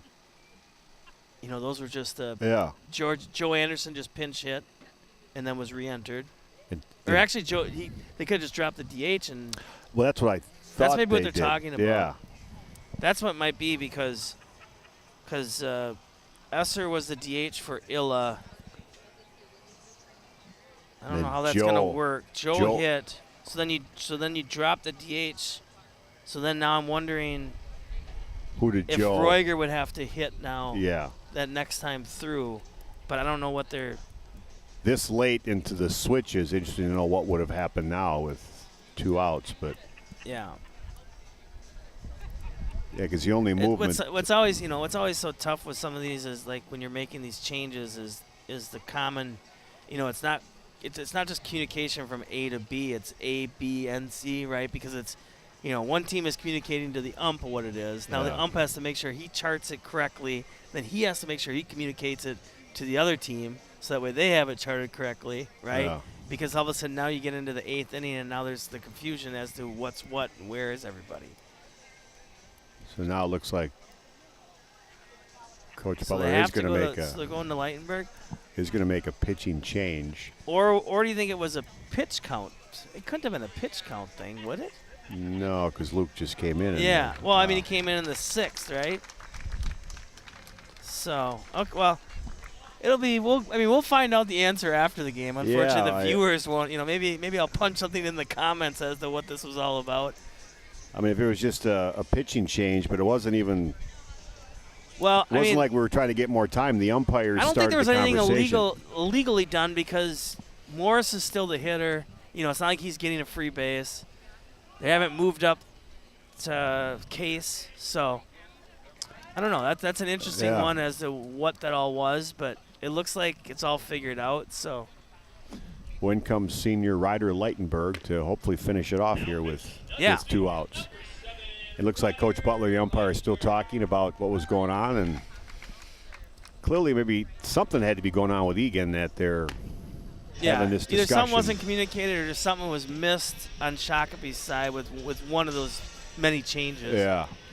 So Lightenberg, 4 innings pitched, which seemed light to me. I thought he had more than that. Maybe the stats weren't fully up to date when I looked at him today, but I felt like I've seen him out on the mound more than 4 innings total. He did start one game, 5 hits, 5 runs, 7 Ks, 7 walks. So he wants to attack the zone early. Obviously, stay away from bad high ball counts and just try not to walk anybody. He's got Morris, the number 7 hitter. I'm sure they told him just to go in and attack him. No need to pitch around. And try to get your bats back to the dugout and heat up for the bottom of the 8th. And that's the one kind of drawback here is Eagan had kind of captured that momentum, and gets the first 2 outs, and then we're kind of slowed the game down here a little bit. Would have been nice to Eagan get back in there swinging right away, but Ryder will come in and get this last out. We can go back in the 8th here. So. Yep. Well, and a good piece of hitting by Case. It was a 3-2 count. Roiger was throwing good pitches, and he just didn't overcommit, but also didn't try to do anything too exponential. Just kind of went with the pitch and had a nice single to right. So for his second hit of the day. 7-5 is the hits. Shakopee has 7. Eagan has 5. 4-4 is our score here in the bottom of the 8th. Jack Morris now after that long delay. Currently the pitcher came in relief of Landon Heller, who had a heck of a first ever varsity start. Very impressive start. First pitch, fastball misses out. So back to baseball. It'd be nice to know at some point what kind of happened all there, and what prompted all that discussion, but looks like it's figured out here. So sun's still out. We're still sitting mid-70s. We reached 80 earlier. Ooh, I was going to say, I saw that happening. So Lunenborg's heater down to second hits Lightenberg, I think. What appeared to be, looked like it hit him actually in his pitching arm. I know Lightenberg did duck a little. I thought that was a little risky as the not trying to get out of the way more. Definitely good not jump by Case, so now he's going to be in scoring position. Not how you draw it up, and here's the replay here. Hopefully it's... Oh, yeah, so he ducked, but then he got up as, hit him square in the pitching arm. Yeah. Wonder if they'll let him maybe throw a couple. Yeah, looks like they are, You don't see that very often. No, unfortunate break there.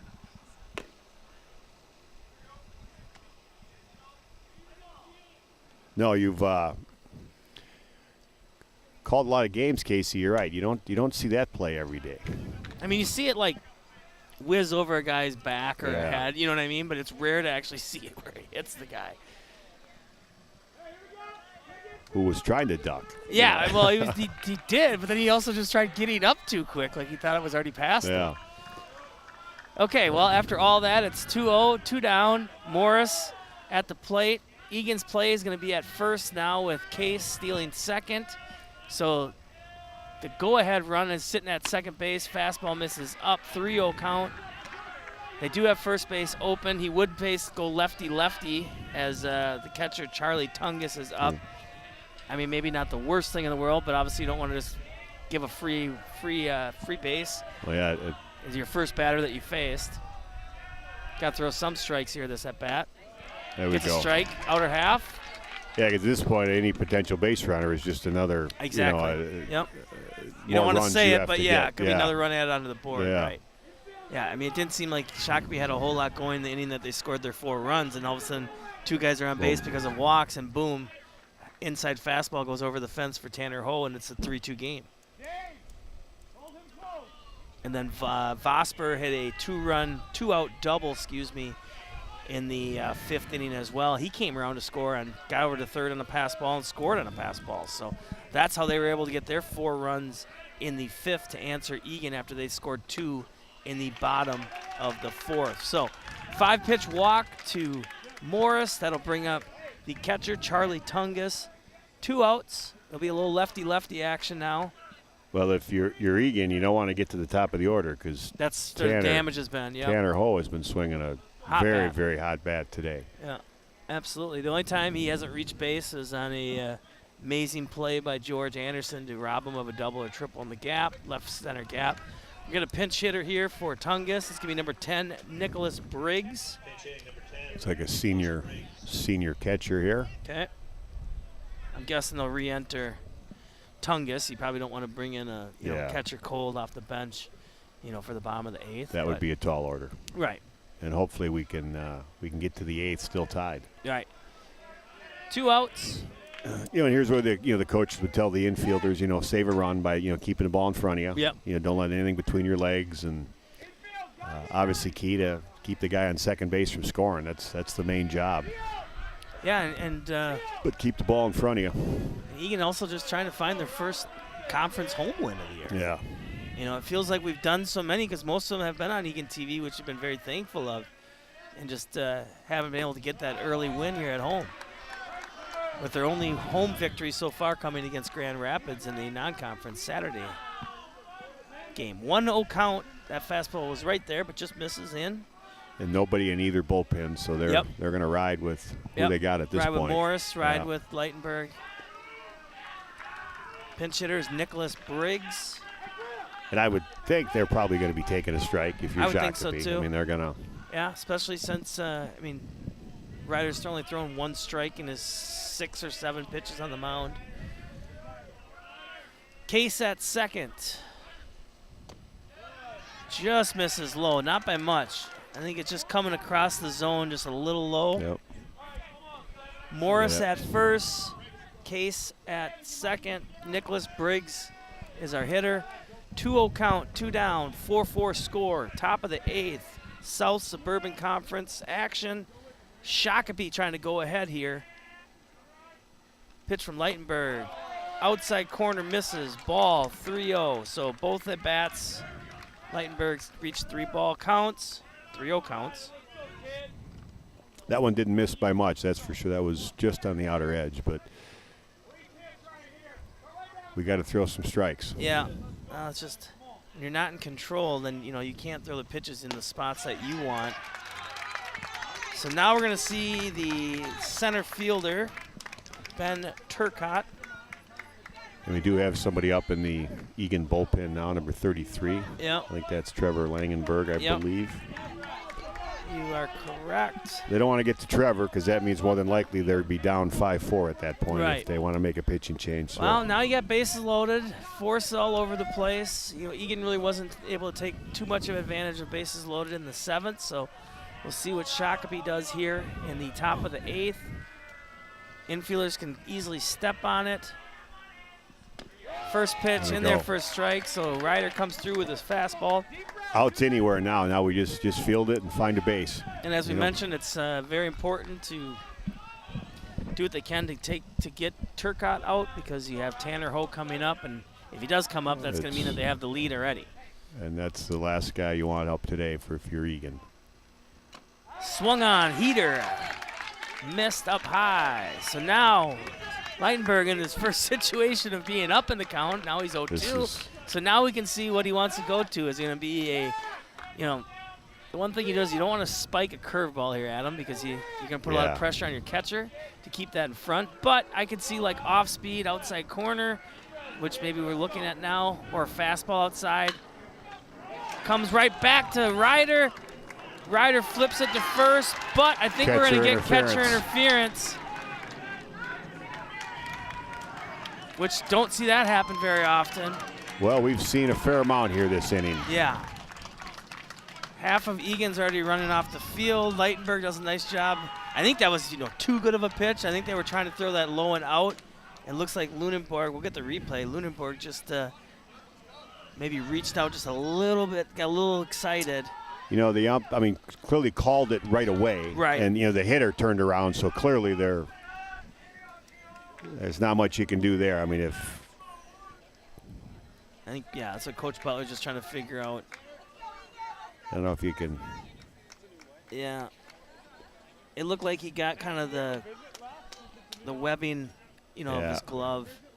The hitter knew right away. The hitter took 3 steps and turned around. Yeah. That's the one that it's pretty rare for somebody to be able to sell that. You know what I mean? Yeah.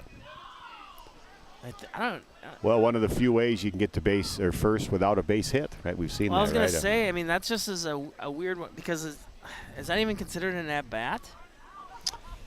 Like he doesn't get an RBI. No. Right? It just like loses everything. It's just like it just didn't happen, right? In a sense. That is a what an inning that's seen throw to second and then that. It's just kind of, and we've seen some things you don't see every day in baseball, that's for sure. So pitching coach Luke Dagamont. Well, another big out here, right, to prevent what. Well, and you got the best hitter of the day in Tanner Ho. So it's a 5-4 game. Morris hasn't been thrown strikes here early on. So if Eagan can get back to the dugout only down 1, I think they, with their heat, their heart of their lineup coming up. They have to have some confidence in this kind of back and forth game. But this is where it gets a little dicey, because one hit can blow this thing open. Nice Leitenberg start there comes by back. Ryder. Yep. Fastball for a strike. 2 down, 5-4 is our score.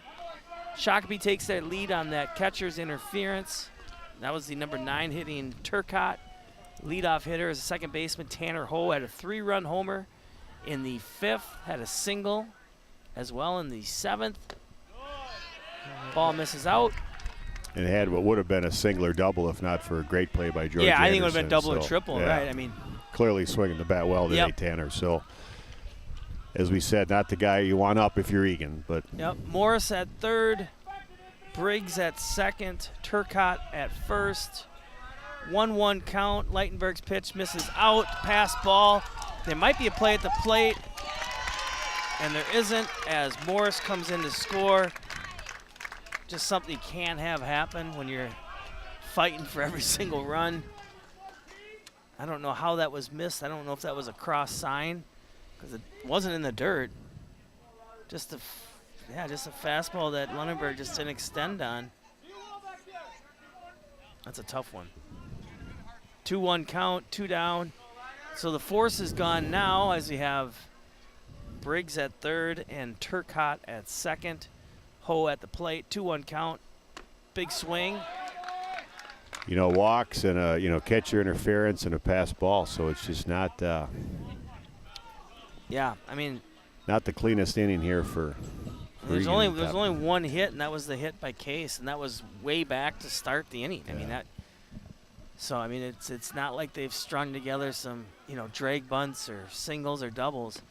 Fastball in there, strike 3. So Leitenberg gets a little benefit there of that call.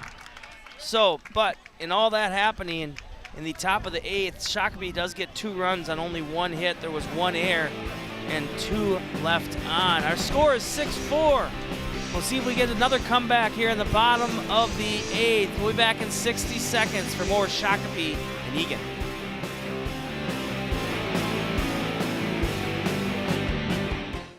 Wash, washy, wash, washy, wash, wash your hands. Scrub it while you sing this song. Wash, washy, wash, washy, wash, wash. Rub your hands and fingers and the places in between.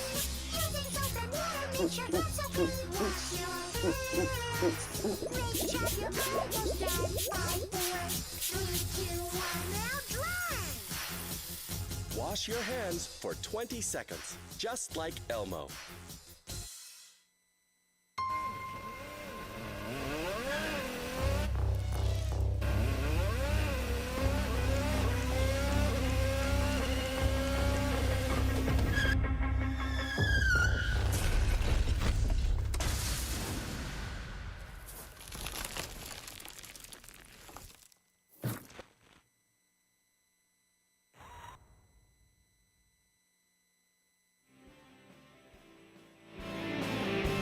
We are back. Casey Lux, Adam Huseman, bottom of the 8th. We had extras as Eagan tied it with 2 runs at the bottom of the 7th, and then a whole lot of wackiness in the top of the 8th. We had a catcher's interference that prolonged the inning and scored a run, a pass ball that brought in another run, so it's 6-4. And a conference we knew nothing about. Correct. First ball swung on. Morris's pitch straight over to McGee. Retires Fensky on 1 pitch. Tough thing there is, it's hard to say. I mean, I know you trust your senior in Fensky, but to swing out the first pitch when you're down 2. I would have thought they would have been taking him. Yeah, take a strike. A nice play by the shortstop, though. I mean, that was. I'm not gonna say deep in the hole, but that was back there. I mean, that was a he hasn't had to make too many throw. plays. Yeah. He showed off his arm there. And a strong throw was needed there, and he was able to do it. Yep. So Morris able to get that first out with 1 pitch. Third baseman, senior Will Huseman steps in. Fastball in there for a strike. So Morris obviously settling back in. More so than he did last inning. Last inning, a couple walks, but was able to get out of that inning. Huseman hits a 2-hopper over to McGee. McGee flips it in time to Morris. Second out of the inning. That'll bring up the catcher, Brandon Lunenborg.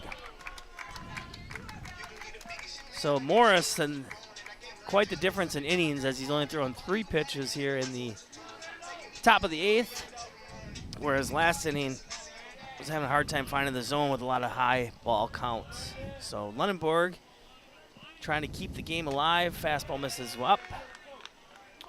Just need anything here, right? Anything to get, but well, I guess we saw it in Shakopee. They prolonged the inning. Yep. I guess we're gonna need to see the same here. We're gonna need to hit the ball and get a few breaks. Yep.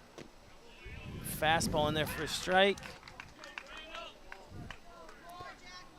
But after scoring 2 in the bottom of the 7th, Eagan had all the momentum. Yeah. And then to kind of give up 2 in the 8th, it was. Well, and it felt like in the 7th too, it was sitting there for them to just win it in the 7th, right? Yeah, they had their opportunities. Yeah, because I mean they tied it up, and as we said, if George Anderson's bunt, which wasn't a squeeze, it was more of a safety squeeze slash infield drag bunt. If he could have just got that a little bit down the line, I think you don't even make it to the 8th. Yeah, and that goes anywhere except where it was, Right. just a few feet either way. Yeah, I mean he was able just to come into it and shuffle it home. I mean, it wasn't even a transfer, right? He just came out of his he just glove flipped it hand with his and- glove. Yeah.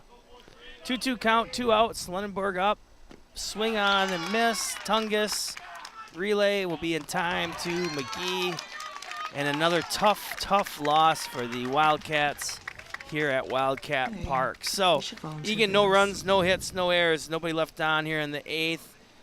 Shakopee wins 6-4 in South Suburban Conference action. Once again, I want to thank the wonderful crew of Eagan TV on the camera and in the truck. And we're going to sign out. So for Adam Huseman, I'm Casey Lux. You'll see us on the 22nd of May on a Monday for our last regular season Eagan TV Wildcat game. Everyone have a wonderful night. Enjoy the sunshine. Thank you.